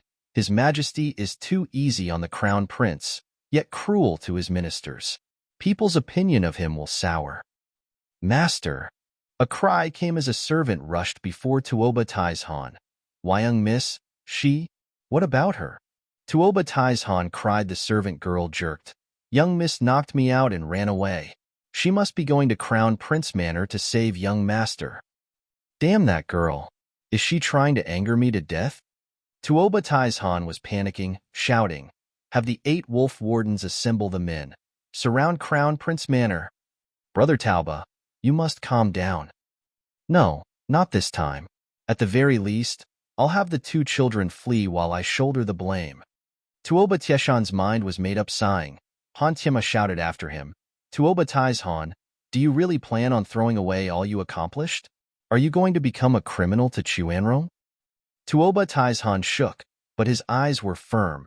As the commander of Quanrong, I have fought for my country all my life, and shall never betray it. No matter how much His Majesty forsakes me, I will not complain. But I am also a father. How can I just sit by and watch my children bear unjust crimes? Han Tiema, today I may be convicted of crimes and my head will hang high above the city gates. I will have no regrets knowing I did all I could for the future of my children. Tuoba Taizhan was soon gone. Han Tiema sighed and got up to follow Commander. The men are here. We await your orders. Outside the manor, the 8 wolf wardens were gathered.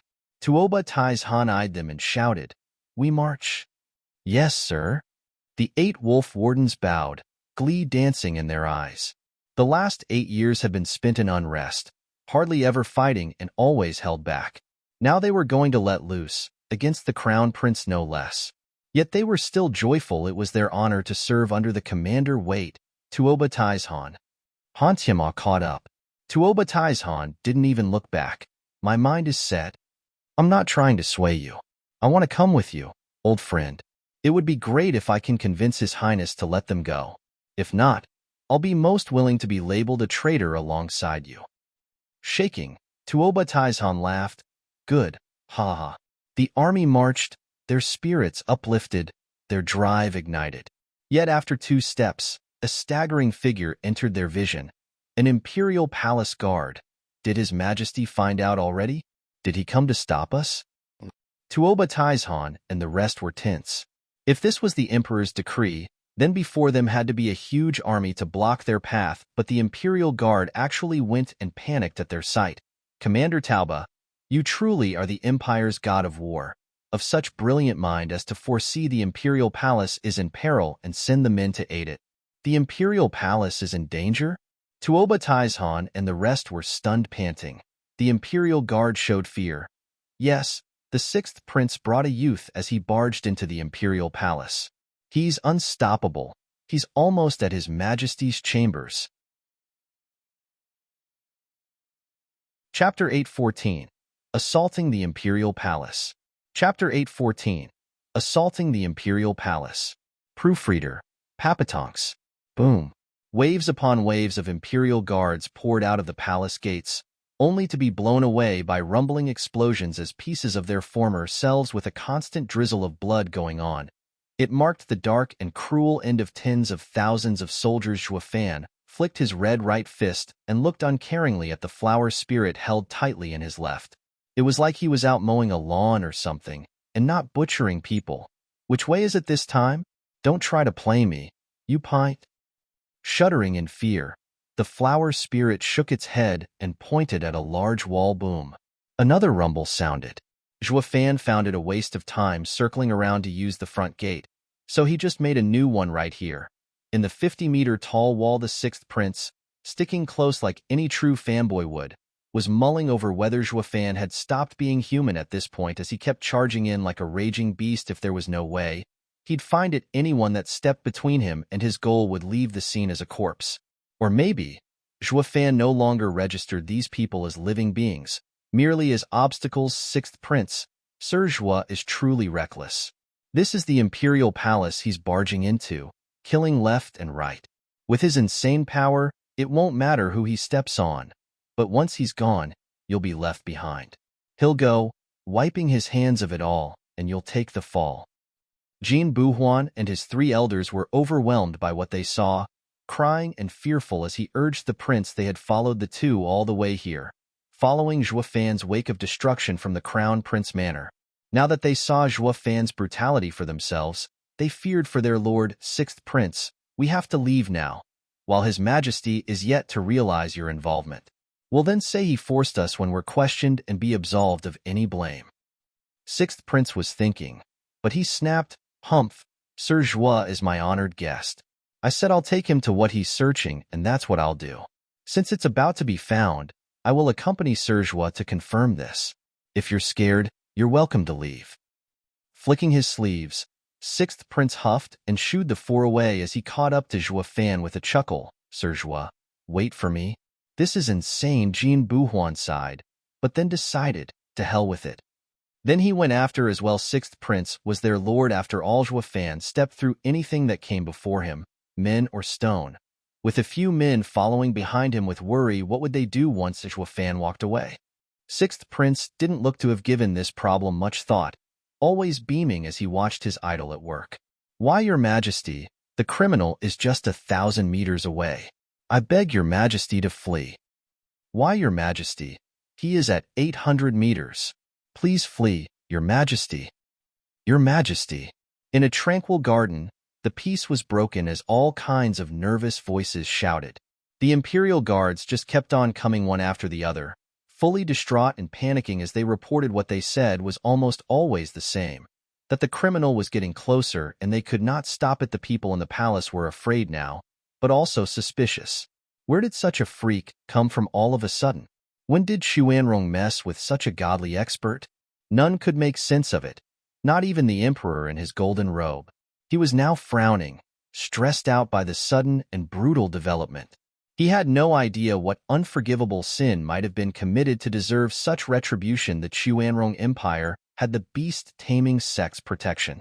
While totally disdained, beast taming sect would still care about its name and defend it. Boom! The Emperor's thoughts were blown away by the sound. Looking over, he saw a hill being blown away not 100 meters from where he was when the dust cleared. A handful of people walked out. In the lead was Zhuo Fan, the main culprit, with the Emperor's sixth son at his side. Following a few steps behind were his venerables.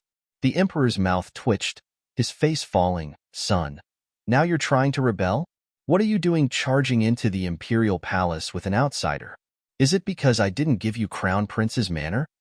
Haven't I made it up to you with that glorious waterfall? Did you have to go this far? I'm such a fool looking after you. Imperial Father, what are you saying? This is no rebellion, nor do I want your seat. You just have to sit tight and not move. Have a feast, get the girls to dance and ignore us.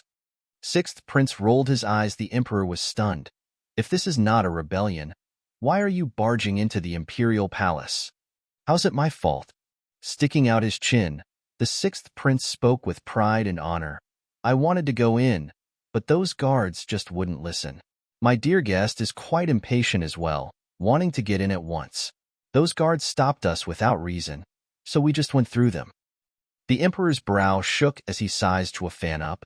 You broke into the Imperial Palace because you're impatient? Have you lost it? Couldn't you have waited for an audience with me?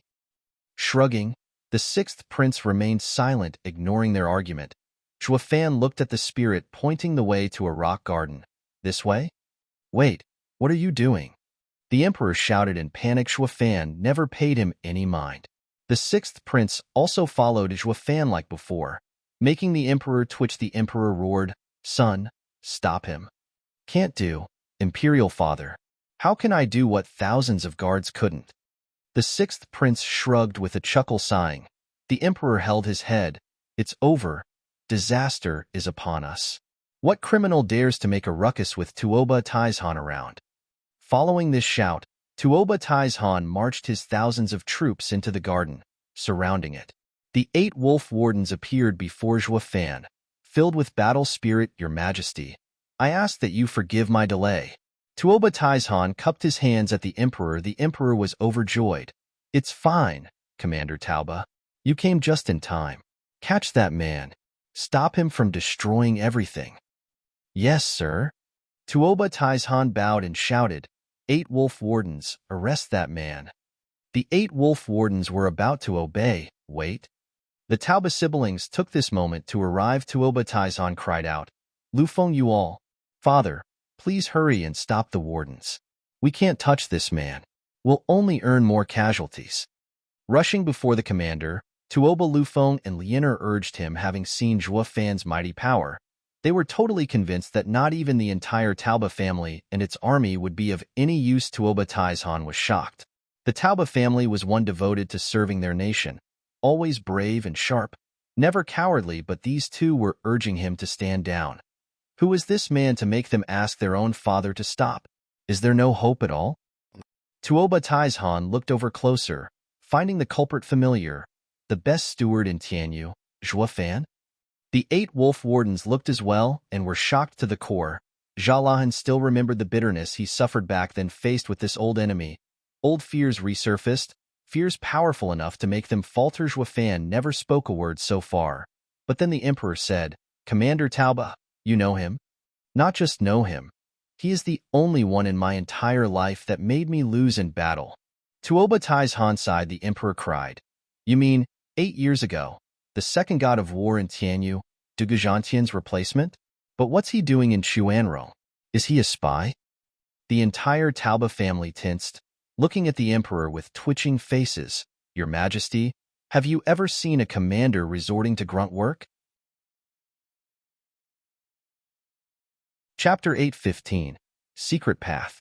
Chapter 8:15, Secret Path. Proofreader, Papatonks. Your Majesty, I don't think he would do that himself.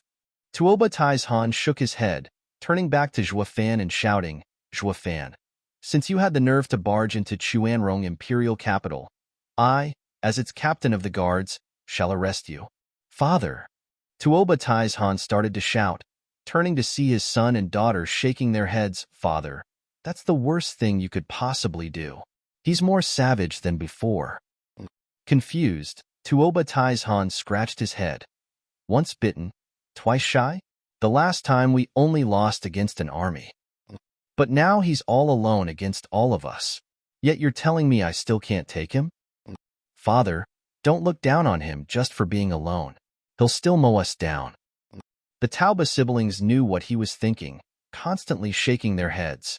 Tuoba Taizhan was still perplexed as to why. Is the destroyer of Crown Prince's manor here? For figures landed. Elder Hu, he's the one. The Crown Prince's High Venerable carried the bedridden Crown Prince. As he bowed before a muscled youth, the Crown Prince crawled higher on the High Venerable's back and cursed when he saw Zhuo Fan. Elder Hu, he's the one. Kill him. With me here, all will be over soon. The man turned to Zhuo Fan and then widened his eyes, roaring, You again, brat? Zhuo Fan was perplexed. Another youth next to Elder Hu stomped hard as his features twisted. Rotten punk. I guess you don't recognize us now, but we certainly do. After that loss, we vowed that one day we'll pull every bone from your body and make you experience pain like no other. Who thought that today will be the day we'll do it? No one will save you now. Ha, not even heaven itself. The man cackled, releasing his mighty aura and making even High Venerable shake in fear. This is the power of an ethereal stage expert. So strong. Elder Lang, you have something with the kid too? The High Venerable asked. Great. Now old and new grievances will be washed away today. Elder Lang's eyes were bloodshot. Humph, just a grievance? That day in Tianyu, he ruined my body. Who? He didn't finish as a whistling sound was heard, followed by a large scarlet dragon claw grabbing all 4 of them. The 4 struggled for nothing, as even their souls were stuck in the draconic grip. Elder Whose eyes bugged out. What is this? Soul? You're a radiant stage cultivator. How can you form a soul? Why is it so strong? The scarlet dragon claw came from behind Zhuo Fan like a third hand. Zhuo Fan looked annoyed right now. Since you survived, keep your nose down. Why the hell are 2 fleas coming to buzz in my ears about old times? Bam! The dragon claw clenched and the 4 exploded in a shower of blood, splattering on everyone around. The victims had no chance to even wail their demise, destroyed in body and soul, including the 2 ethereal stage cultivators. The witnesses were speechless. 2 ethereal stage experts and a peak radiant stage cultivator were squashed like bugs. Tuoba Taizhan looked from his children to Zhuo Fan. Now understanding their fear, Fan was no longer human to be able to kill ethereal stage experts so easily. The 8 wolf wardens faltered and shivered. Fan was worlds above them even before. Alone they were no match for Fan, but using human wave tactics they could stall him, something impossible right now. Fan was beyond their reach. An eerie silence fell. Everyone regarded Fan with fear.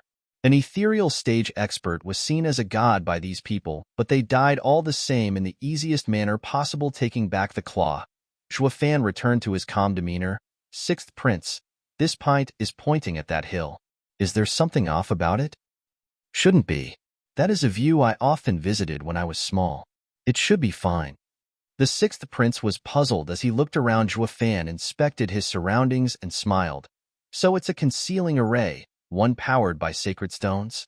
No wonder it's hard to see. But what's it hiding? Void annihilation. With a creepy smile, Fan's right eye flashed golden twice. Rumble. Something broke then, and everyone's view changed. It was like a mirror had just suffered a crack and started crumbling, and vanishing before them was a pitch-black cave in the hill. The flower fairy pointed right at it, grinning. Fan walked forward, but a shout came. Wait, sir. Fan started and turned to the speaker, the Quanrong Emperor. Only this time, the Emperor had lost his panicking look, turning grave. Sir, no matter who you are, if you go in, you may not come back. This barrier is Quanrong's shame, and also a catalyst. You shouldn't have broken it. No one can stop me from getting what I want. Thanks for the reminder. Fan walked forward without hesitation and jumped in. The sixth prince followed him, but the Emperor shouted, Son? Imperial father. Actually, I knew of this place long ago. The sixth prince smiled, his eyes sharp. This is our empire's shame and the Imperial family's disgrace. One day this barrier would have been lifted, only no one dared to. But I believe Sir Zhua would be the one to break everything. I have seen his might in the Double Dragon gathering. He's not like those hypocrites. The sixth prince jumped in. The Emperor wanted to stop him, but could only sigh as he was too late. Tuoba Taizhan was puzzled. Your Majesty, what's in there? Why? Old Commander Tauba, if they don't come out, take your men and run, or they would destroy the Emperor's side. And shook his head. Who's they? Whoosh. However, a figure flashed by and Lianer jumped right in. Tauba Lianer rushed after her. Lianer. For people had just gone into the dark cave. Their signature lost. Tuoba Taizhan was sweating. But the Emperor held his shoulder. Old Commander, it's all up to luck now. Seeing how easy the man killed 2 ethereal stage experts, I hope he will be able to bring everyone back. Then, I wish for Commander Tauba to take my son and go. Shaking, Tuoba Taizhan looked at the Emperor, lost, his face grave. Why would His Majesty ask me to flee with his son? Is the enemy, Your Majesty, Crown Prince's body? Feed it to the dogs. The Emperor's eyes were filled with hatred. Tuoba Taizhan was shocked more than ever. Meanwhile, Fan landed in the cave, and all he saw was a winding path through the earth. The flower spirit pointed onward, and Fan nodded, but then he heard a shout from above, and Fan shook his head. Sidestepping, he witnessed 3 mighty thumps as 3 people landed hard on their rear. Chapter 8:16. Striking Beast Taming Sect. Chapter 8:16. Striking Beast Taming Sect. Proofreader, Papatonks. Why are you here? You can tell from the concealing array and sacred stones. This is beyond the reach of the realm of sects, a place where we'll be facing real experts. You're forfeiting your lives by coming here. Seeing the 3 weird faces as they struggled to get up, Fan reminded them. The sixth prince snickered. Hee, Sir Zhua. If I said I'll take you to where you want to go, then I'm not about to give up halfway. I can find the rest of the way by myself. Fan spoke, frowning. Lianer held Fan in a steady gaze. We already offended the Crown Prince. His Majesty said this place hides some great calamity for Quanrong as well. I want to prevail here and ask His Majesty for forgiveness. The fact that something was sealed here shows it's beyond something any of you can handle. This gamble will end with your death. Glancing over, Fan turned to Tuoba Lufeng. And what's your excuse? Scratching his distracted back, Tuoba Lufeng panted as he pointed at Lianer. I came for her. Funny enough, your reason is the most plausible. Now take them and get out. Zhuo Fan nodded and walked further, and the sixth prince and Lianer spoke hastily. We're not leaving. We're coming with you. Tuoba Lufeng frowned, looking above at the unclimbable black hole, and shook his head. Just how deep is this? We can't fly here either, and ended up having a rough landing. Yeah, hey Sir Zhuo, why didn't you fall? The sixth prince turned to Zhuo Fan. He took a look around and said, There's a spatial bind array here that prevents flying. What about you? The spatial bind array is a 6th grade array. Anything beneath 7th grade can affect ethereals. Since I formed my soul, the array doesn't work on me. Walking ahead, Zhuo Fan said, You can't go back, and I don't have time to waste undoing the array. You'll just have to come along. Sure. Cheering inside, the two went right after him. Tuoba Lufeng had no choice but to go as well. Frowning, Zhuo Fan, who do you figure dug this tunnel behind the Imperial Palace? Zhuo Fan replied, We'll know when we reach the end. Also, it had to be an ethereal stage expert for sure. Why so sure? Tuoba Lufeng asked. Zhuo Fan spoke, looking around. No one would set an array just to tie themselves up. He had placed a 6th grade array, the dividing line between ethereal stage and the rest of the world. With the secular world being made up of people below this line, this showed he did not want them to enter here, only ethereal stage experts. Or maybe, only to let his men in. His? Yeah. Zhuo Fan nodded, his eyes sharp. In the Quanrong lands, besides mortals, there's also a sect. Beast Taming Sect. The trio cried, and Zhuo Fan nodded. Yes, one can assume this path leads to Beast Taming Sect.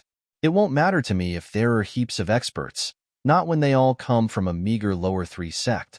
As for you 3-inch, we'll be fine. With Sir Zhuo here, nothing can touch us. The sixth prince chuckled without an ounce of shame. Zhuo Fan smiled. Don't be too happy. I can protect myself, but I can't say the same for dead weights. Ugh. The sixth prince scratched his head, and Lianer huffed. Beast Taming Sect is watching over the Quanrong Empire. Why would it harm us when we did nothing wrong? They're also a righteous sect that preaches reason. Yeah, if we meet any from the Beast Taming Sect, we'll just say we stumbled upon this tunnel, then make our identities known. They should at least give the commander's children some leeway. Tuoba Lufeng nodded. The sixth prince snickered while Zhuo Fan mocked. Ignorant. Have you stopped to think why this tunnel is so hidden? Be it righteous or demonic path, both sides have things to hide. Once someone barges in, killing is the norm, don't you think? Shuddering, the Tauba siblings paled. Zhuo Fan made fun of them. Only the sixth prince looked at Zhuo Fan in earnest. We'll have to trust Sir Zhuo to protect us then. Like I said, I can only protect myself. I don't think so. The sixth prince cocked an eyebrow. The way I see it, you can do it, but just don't want to. I heard that on your way to Double Dragon Manor, you and those 3 girls from Mystical Heaven Sect were ambushed by the Universal Righteous Sect. But you chose to perish for their sake, helping them escape like a true hero. Sir Zhuo, as your fan, the least I am is well informed. The other two started, looking at Zhuo Fan in shock. They never thought a guy like Zhuo Fan would be so selfless. Pausing, Zhuo Fan recalled that dreaded day of separation, and regret clouded his eyes, sighing, It's fake. If I died for them, then who is standing before you now? Anyway, no one can stop Sir Zhuo when he puts his mind to something. If Sir Zhuo wants to save someone, no one can kill them. Ignoring Zhuo Fan's reply, the sixth prince spoke with respect and pride. Zhuo Fan smiled inside. He wasn't a god. If he was so great, he wouldn't fear the likes of Heavenly Sovereign. He wouldn't have had to leave Qingqing. Zhuo Fan's face looked lonely as he thought. Ack! Cries came from deeper into the tunnel. Zhuo Fan's group rushed forward. Following the sounds, the 4 arrived at the end, and a series of stone doors were presented before them. One door was opened just a crack. Slipping from within was the yellow light of a burning candle. Groans were also coming from within. Along with heavy, panting, the group approached the door and peeked through the gap. They saw a man and a woman entangled. With yuan qi flowing between them, Lianer was still a pure lady, and witnessing such an explicit event had her blushing. As she staggered in shock, she kicked a rock away. Who's there? The man roared, twisting his head their way. Lianer gave an apologetic look to Zhuo Fan, forgiving them away, but Zhuo Fan did not care. He opened the stone door wider and strutted in. Brother, are you finished? I have some questions. You have some nerve. Who the hell are you people? What gives you the right to barge in my training room? The man roared. The woman he was entangled with laid on the bed and looked with disdain. Zhuo Fan had a thin smile. Are you from the beast taming sect? Is there some special place here with thick spiritual energy especially fit for cultivating? Where the hell did you come from? Who are you to think about my beast taming sect's precious training grounds? The man sized the four up, then mocked. You're either crazy or morons. You want to get to it with so few numbers? You must be suicidal. Ha ha ha. The man cackled, but Zhuo Fan shook his head. Yeah, I came here to die. Since that's the case, can you tell me where it is before we die? Humph, it'll only be a waste to tell you. The man shouted, and a leopard shot from his body, charging at the four. Die, for barging into beast taming sect. Bam! Zhuo Fan's eyes shone coldly, and a scarlet dragon claw shot from his body, swatting the oversized cat. The feline was destroyed with that one blow, vanishing into nothing. Shuddering, the man stared at Zhuo Fan in disbelief. Who the hell are you? It'll only be a waste to tell you. Zhuo Fan's evil grin was on full display. Plop. The man slumped dead with eyes wide open. He died still shocked at how a radiant stage cultivator managed to kill him so fast. The woman on the bed shrieked, seeing the guy dead. Then a shadow flashed and struck the woman. Her eyes rolled back and she slumped dead as well. Looking closer, the attacker was actually the sixth prince, but instead of being his usual overexcited self, he looked on with bloodshot eyes, shaking from the hatred and rage. Chapter 817, King Among Beasts. Chapter 817, King Among Beasts. Proofreader, Papatonks. What's wrong with him? It was the first time anyone saw the sixth prince lose control. The Tauba siblings looked at Zhuo Fan with a questioning gaze. Zhuo Fan eyed him, realizing something. Then he turned around and continued walking deeper into the pitch-black tunnel. Lianer caught up, curious. Zhuo Fan, do you know something we don't? I don't. Then why did the sixth prince strike? To silence her. Go ask him if you want. Zhuo Fan spoke with a cold face. Lianer pouted and stomped. The sixth prince took a deep breath to calm himself, then went after them. His mood never went back to his cheerful self, actually turning graver than Zhuo Fan. Lianer was perplexed and dying to know. But Tuoba Lufeng shook his head. Something was definitely up. Everyone could see it, but it was not like you could just ask about it. Even if they did, he might not reply.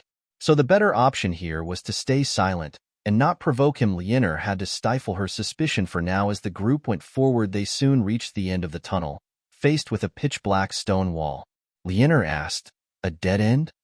Ha ha ha, fool. If it's a dead end, how did that couple get here to enjoy themselves? Besides, with how many rooms there are around, with the guy calling it his training room, it's clear that people come here often to train. Zhuo Fan mocked Gurley. Did you leave you head outside the cave? You must really have no care for your life. Ha ha. Lianer was fuming mad. Why you? Ignoring her, Zhuo Fan felt the stone wall and grinned. This is a defensive array, just like the one back in Demon Scheming Sect. Without a specific technique of the sect, one just can't get in. What now? We're no beast taming sect disciples. How could we know the right technique? The sixth prince shouted. Zhuo Fan ignored him. You sound quite sure this is beast taming sect's land? Didn't you just say the same thing? And also that guy, the sixth prince showed a bright smile. Snickering, Zhuo Fan said. It was just a guess. And that guy said he was from the beast taming sect. Not that this is its land. I guessed it then. The sixth prince blurted. Oh? Then should we go on? The sixth prince looked hard at Zhuo Fan. Lianer found it very odd. Zhuo Fan had been going about looking for something from the start. Why then is he starting to question the sixth prince? Or is it something the sixth prince asked him to find? The sixth prince was the only one who knew Zhuo Fan's intention. So the sixth prince bowed. I'm accompanying Sir Zhuo to look for what Sir is after. It is at Sir's discretion to continue or not. To me it's nothing, while it spells trouble to you. Going back just like that? Hi's brow quivering. The sixth prince pondered, then nodded. Everything will go per Serge's wishes. As your fan, I can only give you my full support. In that case, Zhuo Fan nodded. The sixth prince stared at the wall with a tense heart. We go on? Zhuo Fan grinned and came to a decision. The sixth prince was beaming with joy. The Taoba siblings were stumped. What's up with them? Is it Zhuo Fan looking for something, or sixth prince? Ignoring their curious gazes, Zhuo Fan's left eye flashed with a black thunder flame. It shot straight at the wall. Apocalyptic thunder flame eye. The minute mote of fire exploded into a roaring flame. The tiny flicker of flame looked small, but it exploded the instant it touched the whole wall, covering it in scorching flames. The black thunder flame licked the wall, with the lightning crackling over it, jarring the ears of those present. The spectators were afraid of it, getting away from it so it would not jump on them and kill them as well. They had no clue what that thing was to give off such dread. Just looking at it was like staring death in the face. The pitch-black wall burned away to reveal a 3-meter-tall exit. Beyond it was a lush forest, mesmerizing and soothing. The thick spiritual energy hit them head-on. It really is beast taming Sect's land. With an evil smirk, Zhuo Fan led them out, happily looking around this paradise. Figured as much. A whirlwind tunnel can be a paradise or hell, but no matter which, no one from the secular world can have it. Only a sect can truly take it for itself. I should have known the minute I got to Quanrong. The first place to look had to be the beast-taming sect. Ha! Zhuo Fan showed a pleased smile, while the other three were taken in by the glorious sights around them. Bam! A loud sound echoed as two creatures 100 meters tall arrived before them with their claws ready. The trio were startled, paling and crying. 7th grade spiritual beast? And 2 of them? The beast-taming sect was known in the Western lands for their beast-related skills. All the cultivators in Quanrong also followed a similar path when they trained. They might get to tame the spiritual beast outside, but a 7th grade spiritual beast was beyond them. But in the beast-taming sect, 2 of such creatures appeared, scaring them to death. Only Zhuo Fan, having seen the true king among beasts, disregarded them. A black flame flashed in his eye as Zhuo Fan spoke. Beat it. Shuddering, the 2 spiritual beasts showed dread in their eyes. Then they blacked out and slumped on the ground. Zhuo Fan's outrageously destructive aura knocked them right out. The others looked at Zhuo Fan agape. They knew Zhuo Fan could scare beasts, but now he could knock them out. Just where the hell did he learn this strange beast art? Zhuo Fan was stunned as well. He only wanted to scare them off, but then they suddenly collapsed. The destructive thunder flame really is beyond the 5 great sacred beast powers, even more effective than the azure flame. He grinned and walked on. He finally felt he was king among beasts. In an ancient and quaint hall, a pale, middle-aged man was sitting on a throne. The lines of elders on each side released powerful auras. Ethereal stage experts looking at the jade slip flashing in his hand. The middle-aged man frowned. The fighting is tense. I thought getting Xia Wuyue's 1,000 sacred stones was an easy deal, but even with our 50 ethereal elders joining the war against Tianyu, we're still at a standstill. Even worse now that Elder Lane is asking for help. What do you think? One elder shook his head. Sect leader, in the recent years, Tianyu's power has grown beyond anything we've seen. Even without the Empire's 3 guardian sects stepping in, they alone have the strength to not only fight back our 50 ethereal stage experts, but even hold the advantage. Another elder stood and bowed. From what I can tell, for us to win, we have to send more men. Bam! Following the loud noise, a buffed man with black beard shot in rage. Humph! Send what? The elders and venerables we sent must be heavily wounded if not dead. Sending any more will only mount our casualties. This is a problem between Tianyu and the 3 guardian sections. Xia Wuyue wants to waken those traitors, and wants to do it through us. Ren Xiaoyun wants to use the weakened Luo clan to control Tianyu as well. That's why he's holding back and watches from afar. But this is Tianyu's problem. What does it have to do with us? Have you forgotten the bitter lesson from 8 years ago? Tianyu is cunning, twisted, and treacherous. Last time they took a large piece of fertile land, cutting our income by half. Are we to do it again? Yeah, that's true. It's best we don't get in other people's business. The other elders nodded. The sect leader crushed the jade slip, hesitating. Was he to send more men or draw them back? He was in a dilemma, trying not to fall for those bastards' plot. Again, just then, a sound echoed throughout the sect. Chapter 818, Rampage. Chapter 818, Rampage. Proofreader, Papatonks. Someone broke the sect's defensive array. Sect leader cried out, "Elders and venerables, follow me. Let's see who had the nerve to barge into beast-taming sect." Everyone bowed. "Yes, sir." Sect leader flew out with the elders behind him, leaving an empty and desolate hall in an eerie silence. "Stop!" Zhua Fan had entered the beast-taming sect and was letting the flower spirit lead the way again. His entourage was looking around scared and jittery, but when they saw Zhua Fan's laid-back attitude, they sighed. "Dude, we're sneaking into another's home, practically like thieves. Can't you act like one?" Strolling around like this in their own backyard would get unneeded attention. "The only reason we're sticking around is because a 7th grade spiritual beast can pop up anytime. But you're too damn conspicuous. It's like you're asking to be found." The team barely took a few steps before 2 disciples blocked their path. "You arrogant bastards. How dare you barge into beast-taming sect? Who the hell are you?" The trio ducked behind their guard. Zhua Fan glanced over the 2. "You don't know already? Why the useless questions?" "How are we to know?" The 2 started pointing at his face. Zhua Fan declared, "Didn't you call me arrogant bastard? Well, there you have it." Lianer giggled. The 2 disciples roared, "You're toying with us? Die." One disciple charged towards Zhua Fan at full power. Zhua Fan didn't spare him a look, merely punching the air. Bam. The disciple went out in a puff of blood. Gone from this world. The other disciple panicked, now realizing the enemy was in the 8th layer radiant stage. While the 2 of them were just in the 4th, he did not flee, however, raising his hand. A flaming eagle 2 meters large cried as it made itself known. 6th level spiritual beast, scorching eagle. Lianer cried out laughing. The disciple looked smug. "Yes, a 6th level spiritual beast. Ha ha ha. You'd never guess that disciples from the beast-taming sect aren't just cultivating themselves, but paired with spirit animals to display their true power. You may be in the 8th layer, but against a 6th level spiritual beast." Shriek. The eagle cried in fear, knocked out cold. Across from it, Zhua Fan's left eye flashed with black thunder flame. Ugh.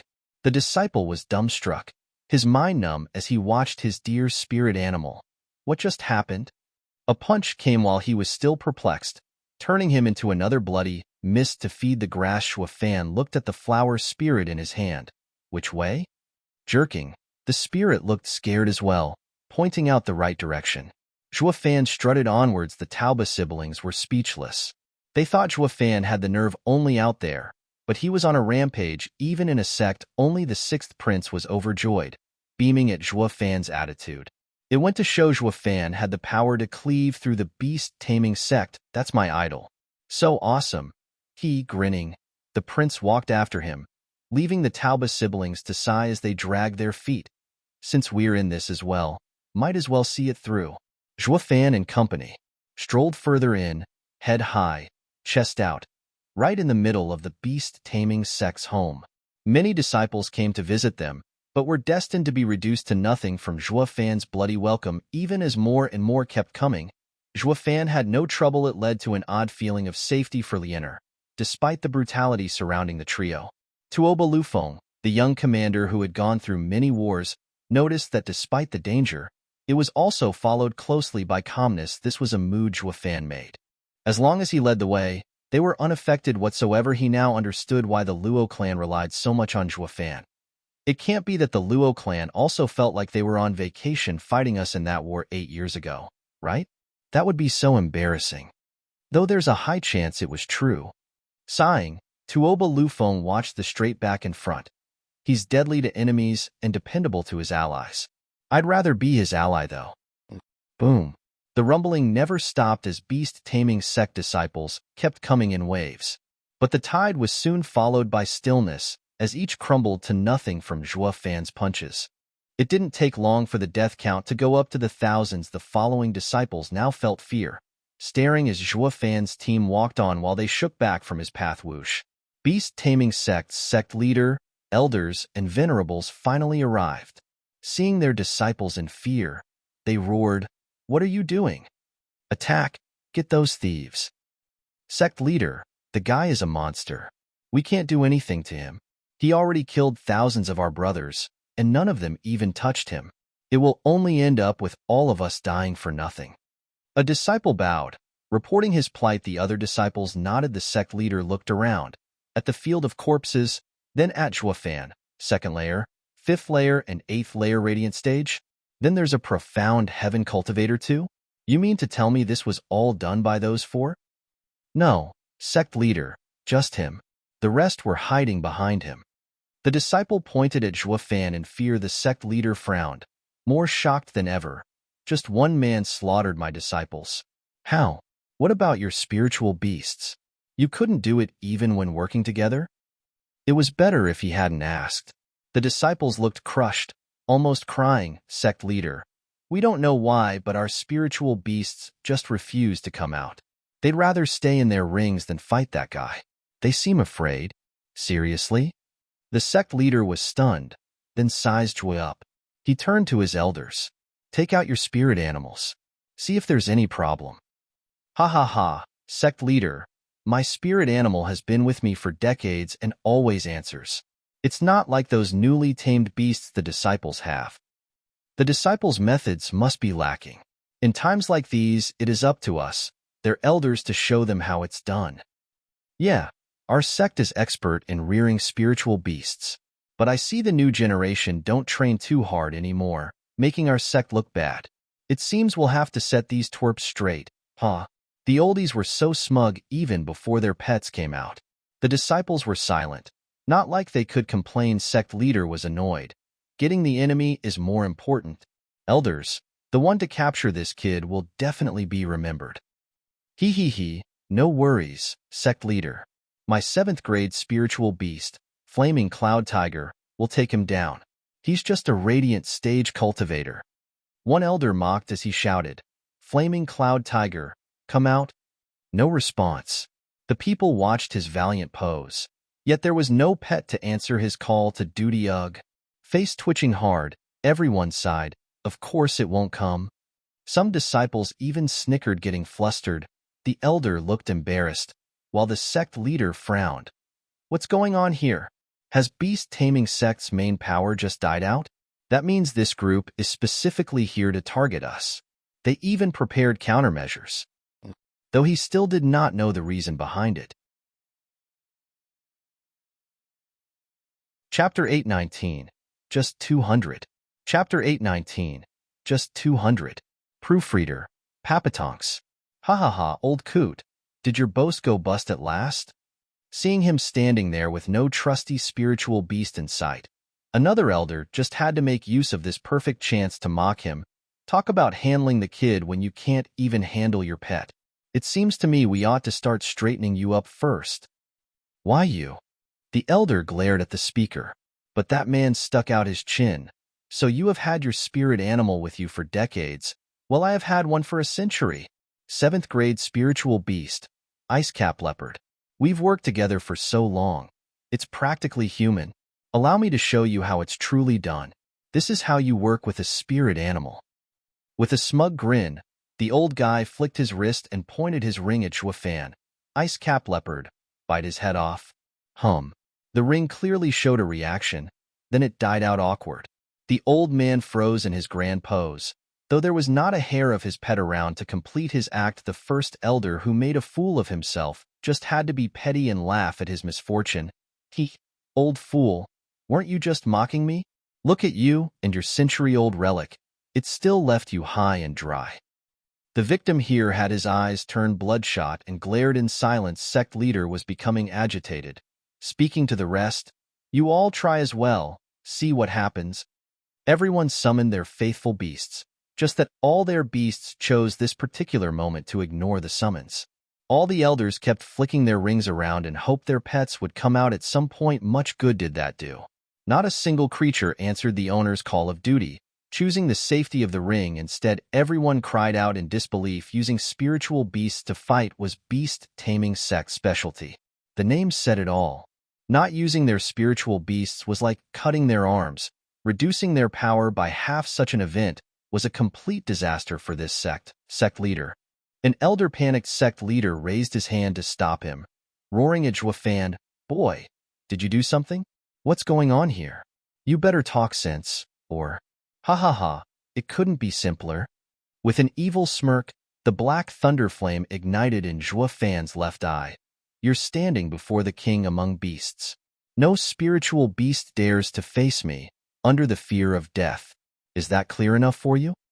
All the people shuddered. King among beasts. The spiritual beasts were divided into grades, though there weren't many called kings. Be that as it may, none of them could instill such fear into a spiritual beast as to make it cower in its ring. That went double for a spirit animal that had been trained for years among people. It would hardly ever cower against another spiritual beast's threatening aura, to say nothing of not coming out at all also. He's not human to call himself a king among beasts. How were they to know Zhuofan's abominable thunderflame was made up of 4 sacred beast powers combined? It was simply specifically made to target spiritual beasts. The coming of the thunderflame spelled certain doom. So, any spiritual beast with self-preservation instincts chose to stay away. "Boy, take your lies elsewhere." King among beasts? As if. Sect leader stared at Zhuofan. "Talk? Who are you, and why have you barged into my sect? What deviant trick are you using on our spirit animals to lose our control?" Cocking his head, Zhuofan snickered. "You want to know the secret? Well, too bad. It's mine and I'm not telling. As for who I am..." Zhuofan glanced at the 6th prince behind, who knew when to keep silent and fade into the background. Chuckling, Zhuofan turned to sect leader. "I'm not telling you, though there's no harm in informing you of my reason. I heard you have some paradise here and plan on borrowing it for a couple of days." "Borrow? Are you having a death wish coming before a full moon?" "Full moon?" Zhuofan pondered. The sect leader mocked, "Ha ha ha. So you only know that we have a special area, but not its details. Not that it matters, since I never planned on lending you anything. For charging into my sect, you shall never leave this place alive." "My, how confident." Zhuofan taunted sect leader's smile turned savage. "And you're overconfident, boy. You might have countered our beasts, but don't think for a second my sect is defenseless without them. We have over 200 ethereal stage experts here." 200? Not bad for a lower 3 sect, though doable. Zhuofan grinned. "What else did you want me to say, sect leader? You just gave me an assurance. Ha ha ha." "I twitching." The sect leader snapped. "Curses, boy. You're just a radiant stage cultivator, yet you mock us so? Elders, bring him to me alive. I will make him regret the day he was born. I'll make him pay the price for disregarding the beast taming sect." "Yes, sir." An elder bowed and charged at Zhuofan. A flash of gold revealed a 100-meter-tall golden tiger coming at Zhuofan with its maw open. "Ha ha ha. Any radiant stage cultivator is useless against an ethereal stage expert. I can handle you even without a pet." Whoosh! A huge dragon claw came out from Zhuofan's back in a flash of scarlet. Grabbing the oversized feline, the cocky elder halted in his tracks from shock. "To that, my soul?" Grinning, Zhuofan said, "Yes, a radiant stage cultivator is futile going against an ethereal stage expert. A shame that doesn't apply to me." With a crumbling sound, the dragon claw crunched the golden dragon to dust. The elder looked on in fear, dying with a horrified expression. Everyone else gasped in shock. "He has a soul, a really strong one at that. He can kill an expert's soul in an instant. No average soul can do that." "Who the hell is he?" Sect leader stared at Zhuofan with wide eyes, his lip quivering. Who are you?" "Used to be a guest, but now?" Zhuofan's eyes flashed.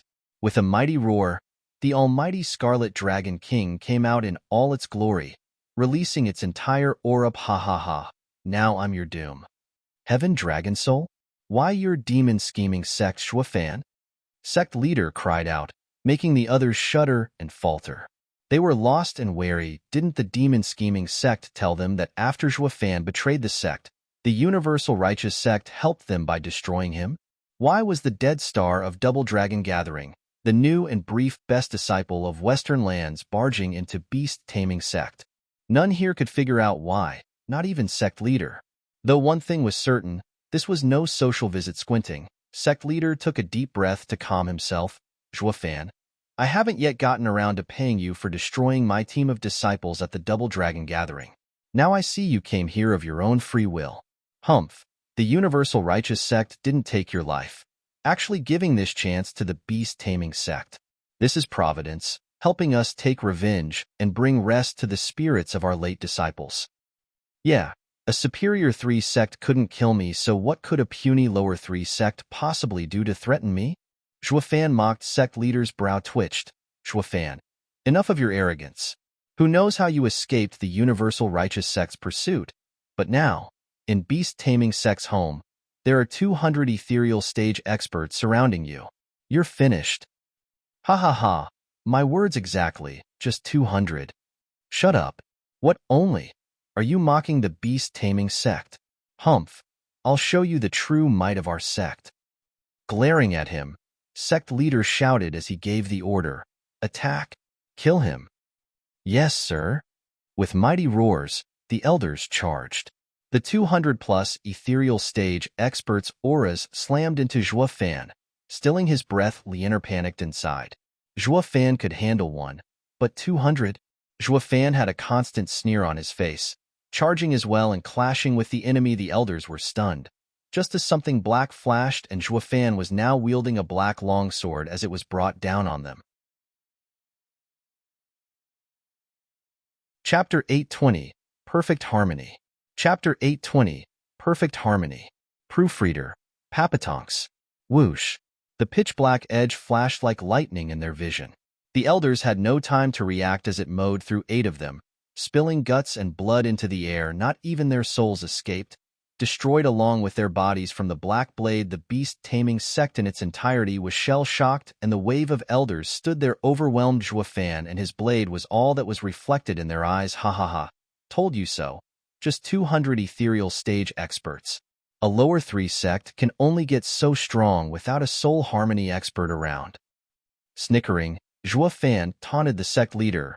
Beast-taming Sect's leader. Tell me I'm wrong? Sect leader's face twitched as he stared at Zhuofan's smug look. That blatant disregard was getting to him so much. He felt his blood rising, but more than that, he was simply overcome with shock from having 8 ethereal stage experts killed like that. Something no average ethereal stage expert could do. Is he even a disciple?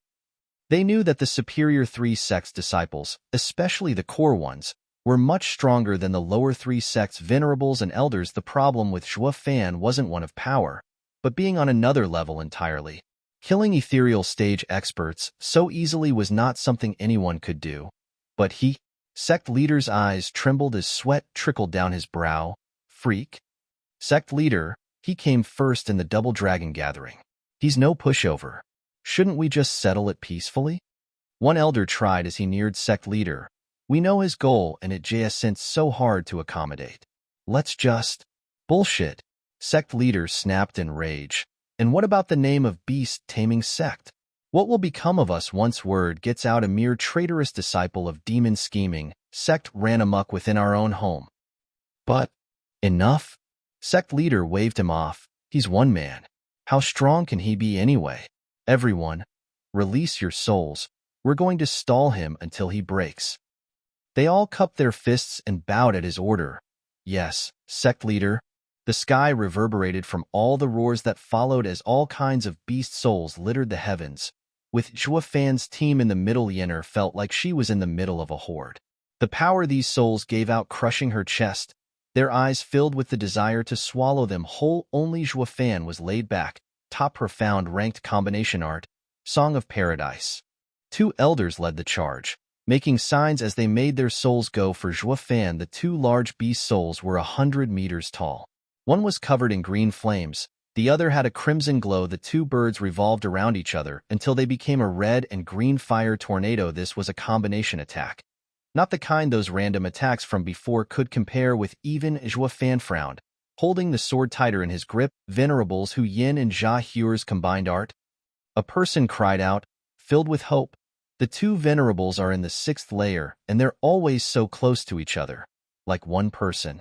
This combined attack is as strong as 10 6th layer ethereal stage experts. No matter how strong he is, he can't block such a flawless attack. An approval came from the crowd. Sect leader was grinning now. Zhuofan only got to kill 8 in the first attack because his men went at him without coordination, far weaker than what these two venerables were doing. The boy will be heavily wounded, and then, humph. Squinting, Sect leader grinned just as the fire tornado exploded on contact with Zhuofan. The sky took on a red hue, making everyone gasp at the sheer might of the shockwave. Lianer was the closest and could feel the scorching heat suck all the moisture out of the air. Shaking her heart, how would Zhuofan fare against such an attack? 6th Prince's brow shook, staring intently at the aftermath, while his heart thumped hard in his chest. Rumble. The fierce flames reached high into the sky. There were 2 distinct shapes of birds spinning around in the inferno, acting like a large furnace. To refine Zhuofan alive, the two venerables' signs changed. Sect leader, we have the boy trapped. He will be burned to ashes in a few minutes. It's best if Sir lets the elders go back. It's not worth wasting time on a disciple. Ha ha ha. Venerables are amazing. I won't ever forget what you did today. Sect leader smiled. The two smiled. It's nothing, it's ugh. The two shook and slumped. Dead venerables. What's wrong? Sect leader shouted in fright. A shockwave was his only answer as the fireball was split in 2 perfect halves. The 2 bird souls fell from the fire, also cut in 2 like the flames. They faded away slowly. Returning to the skies, Zhuofan held his sword as he walked out with a smile. Not bad at all. Even the souls were good. A shame nothing works when faced against me. Ha ha ha. Startled, everyone turned to Zhuofan. The two venerables were among the best beast taming Sect had to offer. Yet, Zhuofan, you've gone too far. Sect leader shouted, pointing at him. Attack? Use wave tactics and kill him? Roar. The people shouted as they settled on attacking. As a whole, the sky was filled with souls, drawing closer and tightening like a net, all to take Zhuofan down. Even he would have to have a hard time fighting so many at once. A gap might form in his defense that would let someone strike a heavy blow. It was common knowledge that there was strength in numbers. Zhuofan might have been tense before, but not this time around. With a sign, a draconic roar echoed, and the still almighty Scarlet Dragon King shifted. Golden flames lit up all over it, and it turned the Heaven Dragon Soul into its strongest variant, decimating Golden Heaven Dragon King, receiving the decimating Golden Flame. Zhuofan now knew how to turn the Heaven Dragon Soul into its 5th form. This form exploded in power. As the horde of souls were getting closer, the Golden Dragon roared and released a torrent of golden flames from its wide maw. Half the sky took a golden hue from the flames' brilliant display. As if there was a wall in place, some overexcited souls had no time to stop and went right into the golden flames. Their bodies shook and wailed as their weak souls were burned to nothing. The rest were shocked and made their souls stop the attack. More than 100 souls were now watching the huge golden flames on the other side. Zhuofan grinned and attacked with the demonic sword. In a flash of golden flames, Zhuofan appeared in the middle of those souls, relishing in the slaughter as he reaped souls with every slash and hacked. The souls wanted to attack, but moments later, he broke the encirclement again. When they wanted to chase, the golden dragon blocked them with its fire breath. The man and dragon worked in perfect harmony to cull the opposition. The decimating golden flame was a fierce and brutal flame. Zhuofan had his body remade by the dragon ancestor, and his speed had grown as well. All the others could catch was his shadow as he darted around, having harvested dozens of poor souls already. And every time some got close to surround him, the golden dragon would spew flames. Zhuofan and the dragon soul worked to chip away at their numbers, one soul at a time.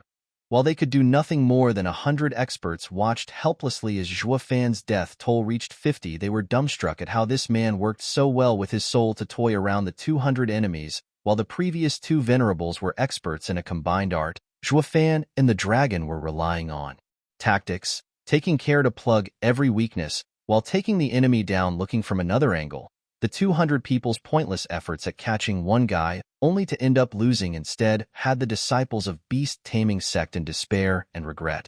Even the Sect leader looked to be crying. This had got to be fate.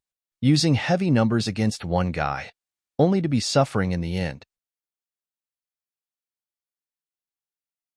Chapter 821, Abyssal Swamp. Chapter 821, Abyssal Swamp. Proofreader, Papatonks. Ack. The skies were filled with the cries of those dying. Zhuo Fan wielded the demonic sword like a certified reaper, taking life after life in his hunt for beast taming sect ethereal stage experts, all while the enemy was panicking. Every time the enemy even tried mounting a counterattack, the golden dragon would step in with its fire breath. It was akin to David and Goliath, with the expectation here being that the giant had its arms and legs stuck, letting the tiny guy peel away. The sect had all that power, yet it was unable to put it to use. How were they supposed to know he had a crowd control skill? They all looked helpless, while Zhuo Fan was bouncing around the battlefield for more lives. To take the golden flame wall was just too tough to crack. Sect leader, we've got heavy casualties. It has only been half an hour, and yet 100 ethereal stage experts are dead. We can't keep doing this or we'll all die. An elder reported in panic, pleading all the while. Sect leader gnashed his teeth. Why? Why can't all the power beast taming sect employed deal with just one damn brat? Sect leader, he's just that strong, with hardly anyone his match. Also, a venerable bowed. Our power is based on our beasts. The sect might have fewer experts, but by working with our spirit animal, we double our power, no less stronger than the demon scheming sect. But in this current situation, our spirit animals are rendered useless by the enemy's devious tricks. They are scared to death and won't come out. This is the real reason why we can't do anything. So, sect leader looked at him. What are you trying to say? Sect leader, in this situation, we can't use all our potential. Stepping down won't be a disgrace. Our image will stand. Bullshit. Sect leader cursed. You're saying it's fine for brats to barge into a great sect? Spirit animals aside, we have more than 200 experts here, yet we still failed? No matter how you look at it, the rumors will be anything but pretty. The man jerked but still muttered, Sect leader, what then? Does Sir want to lose everyone? As the wailing continued in the background and the stage took a more and more pronounced red hue as body parts were flung away, sect leader took a deep breath with a tightened frown. What do I do? Give up and let some brat conquer a sect? We'll become the laughingstock of Western lands. Sect leader. As he was stuck in a conundrum, another shout came, and the newcomer's eyes flashed. Isn't the crescent pool in the abyssal swamp? As long as we trap him inside, no matter how strong he is, he'll end up as bleached bones. Let's draw him there. Then, sect leader's eyes lit up. He nodded and grinned. Ha ha ha, great. Didn't he want to go to our Eden? Then let him become its fertilizer. Though we will need a proper bait for a monster like him. Eyes flashing, sect leader glanced over. Zhuo Fan was still having a field day, killing all over the place. Just 1,000 meters behind him, 3 weaklings stood frowning. Sect leader said, I found our bait. Since they came with the kid, they must be connected. But which among them is the most effective? Sect leader, why not get all 3? 3? Yes. The man whispered in sect leader's ear, to which he nodded and grinned. We'll do just as you said. The man bowed and went to work. In the meantime, Zhuo Fan's kill count only grew, the situation developing completely opposite of when he faced the universal righteous sect. He was relaxed and fast, with the ethereal stage experts unable to surround him. Adding to that was the strongest soul's help, decimating Golden Heaven Dragon King he had been fighting for so long, yet not one attack reached him. The slaughter was completely one-sided. Scared by this development, the other side's mounting casualties forced them to withdraw, making the battle shift further away as Zhuo Fan and his dragon soul were chasing them. Sixth Prince and the Tauba siblings ducked in a forest, looking at the chaos. That's my idol, beating beast taming sect by himself. What do you guys think? Will Serge kill them all? With his nasty temper? It's more than likely. Tuoba Lufeng paused then nodded. I used to think he was a strong and shrewd marshal, but his strength is beyond anything I've seen. And it's only been 8 short years. If he returns to Tianyu, then I swear to never battle Tianyu in this life. The 6th Prince nodded, all excited. Only Lien'er's mind was elsewhere as her cheeks turned rosy. Whoosh! 3 white-haired elders appeared behind them just then, grabbing them by the throat. Ack! You! Sixth prince cried out, only to be choked as the elder covered his mouth even with Shuofan so far away. He was still aware enough for the cry to reach his ears. Shuofan shook and stopped his chase. Turning around, he saw 3 panicking looks and the elders' panicked faces. He spotted us. Run. The elders turned away with their hostages. Sect leaders shouted, and the men surrounding Shuofan scattered, baiting. Shuofan frowned and called the dragon soul back to him. He now understood why they were falling back while he pushed on. It was all to distance him from the trio and capture them, though they miscalculated. Do they really think I care?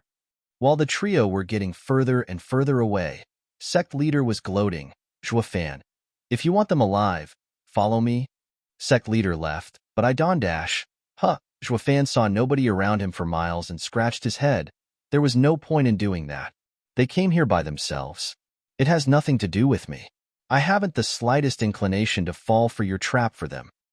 Shuofan pondered, then came to a decision. Their business, their problems. Knock yourselves out. Shuofan ignored everything and looked at the flower spirit. Point the way to your birthplace. Afraid of Shuofan, the spirit pointed to Shuofan's right where all people fled. Shuofan went that way too, but only because the paths intersected. Whoosh. Half an hour later, in a place filled with flowers, a stone platform 1 meter wide with 3 pillars lay in the center. A thing of beauty. Sect leader landed first on the platform, while the rest appeared just shy of the field of flowers. Did those elders come back? Sect leader shouted. Everyone shook their heads, sighing. Sect leader asked, what of Shuofan? Is he chasing? Another round of shaking heads that puzzled him greatly. Doesn't he want to save those 3? It can't be. They came here together, so they have to be close. Just then 3 people and the elders returned. Sect leader lit up. Tie them to the pillars, hurry. We'll be trapping him soon. Yes, sir. The elders laughed and did as ordered. The punk's done for. One elder snickered while tying his hostage. Sixth prince glared and kicked his stomach. A bunch of shameless old rats dare to trick Sir Jua? Bam! The kicked elder was caught off guard and the kick folded him. Right as he fell in the field of flowers, everyone panicked. Look out! Chapter 822, Gemini Shell. Chapter 822, Gemini Shell. Proofreader, Papatonks. Ugh. The elder that fell in the field of flowers froze in place. But even so, his joy was long gone, now replaced by an ashen face. He then slowly floated while watching the flowers beneath him with a sweaty brow and fearful eyes. The others sighed in relief, seeing him come out. Goddamn brat, you almost killed me.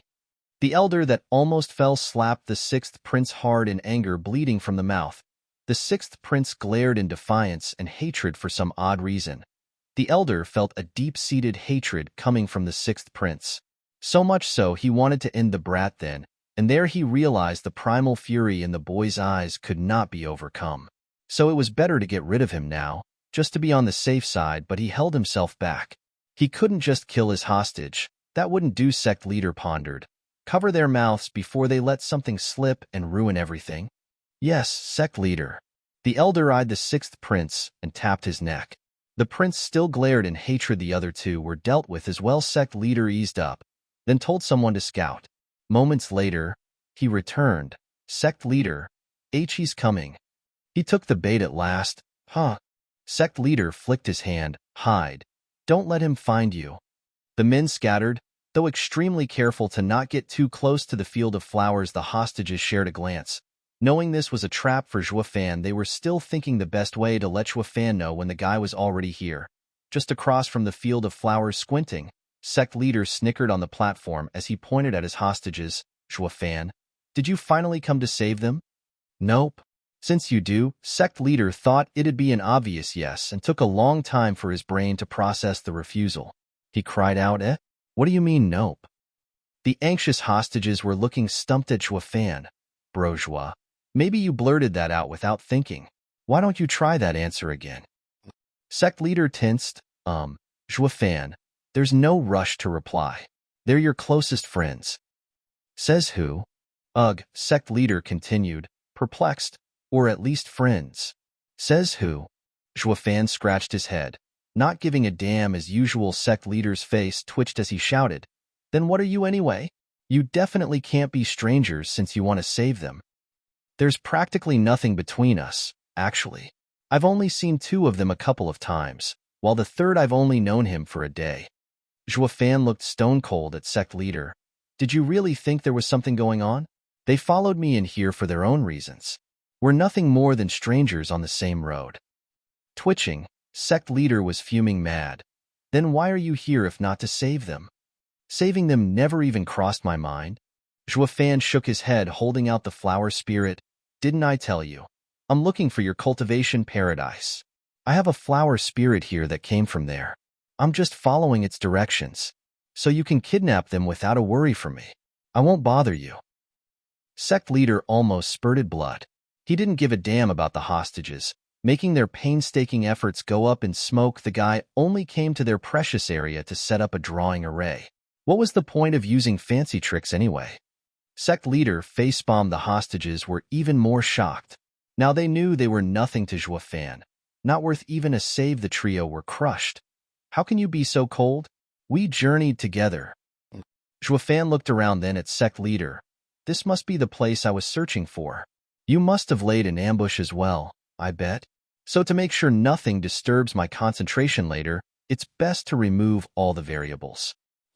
Zhuofan's eyes turned cold and shot for Sect leader. Wait, don't you care if they die? I have hostages here. Sect leader cried out. Snickering, Zhuofan continued, are you deaf? You call those hostages? Whoosh. In a pitch-black glow, Zhuofan's hand was now holding the demonic sword and slashed. Sect leader panicked as he dodged. Whoosh.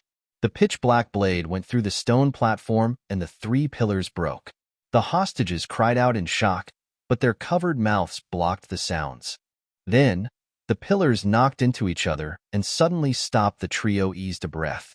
Just witnessing an ethereal stage expert showing such fear to those flowers made them realize it was best to avoid it too. This act of Zhuofan confirmed that he didn't give a damn about their lives. Sect leader was regretting it now. The bait was useless. A golden glow came from Zhuofan's feet, and his speed spiked. Sect leader shook in fear and released his soul. A red and blue shell. It was 10 meters wide, just like a shield, as it blocked Zhuofan's Gemini Shell. Zhuofan squinted and slashed and cut the shell in two. But as it split, the shell turned into vanishing lights. That's quite a rare beast soul. Zhuofan looked below to see Sect leader fleeing with all he had. Grinning, Zhuofan shot after him. Ha ha ha, Gemini Shell is a rare illusory beast soul. I wonder just how you managed to form it in this lonely mountain range. They say that each time this soul appears, one is false while the other is real. The real one won't appear until the fake one is destroyed. It can be a sort of barrier that helps attack and hide. But to make the fake part, a huge amount of yuan qi is needed. I wonder how long you'll last. Humph. Shit. The Gemini Shell never appeared in Western lands, so how the hell do you know it better than I do? Sect leader cursed. Zhuofan snickered. I've been around. Mountain Destroyer. Zhuofan flashed in front of Sect leader and slashed. Sect leader shook and released a shell to defend, while he himself vanished behind it smirking.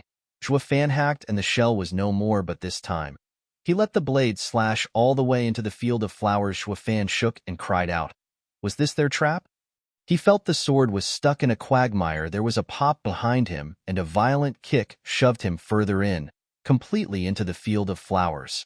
The flowers moved like waves on a sea. Zhuofan struggled to get out, but something black was holding him and dragging him deeper. He wanted to fly, but nothing he did worked above him. Beast taming. Sect leader cackled like mad. Ha ha ha. You dumb brat, got you now. Hee hee. Didn't you want to see our Eden? This is it. Any that enters the abyssal swamp, regardless of their power, can't come out. You may be the bloody first in Double Dragon Gathering, killing so many of my elders, but now you're finished. Zhuofan frowned, his face stern as he looked below.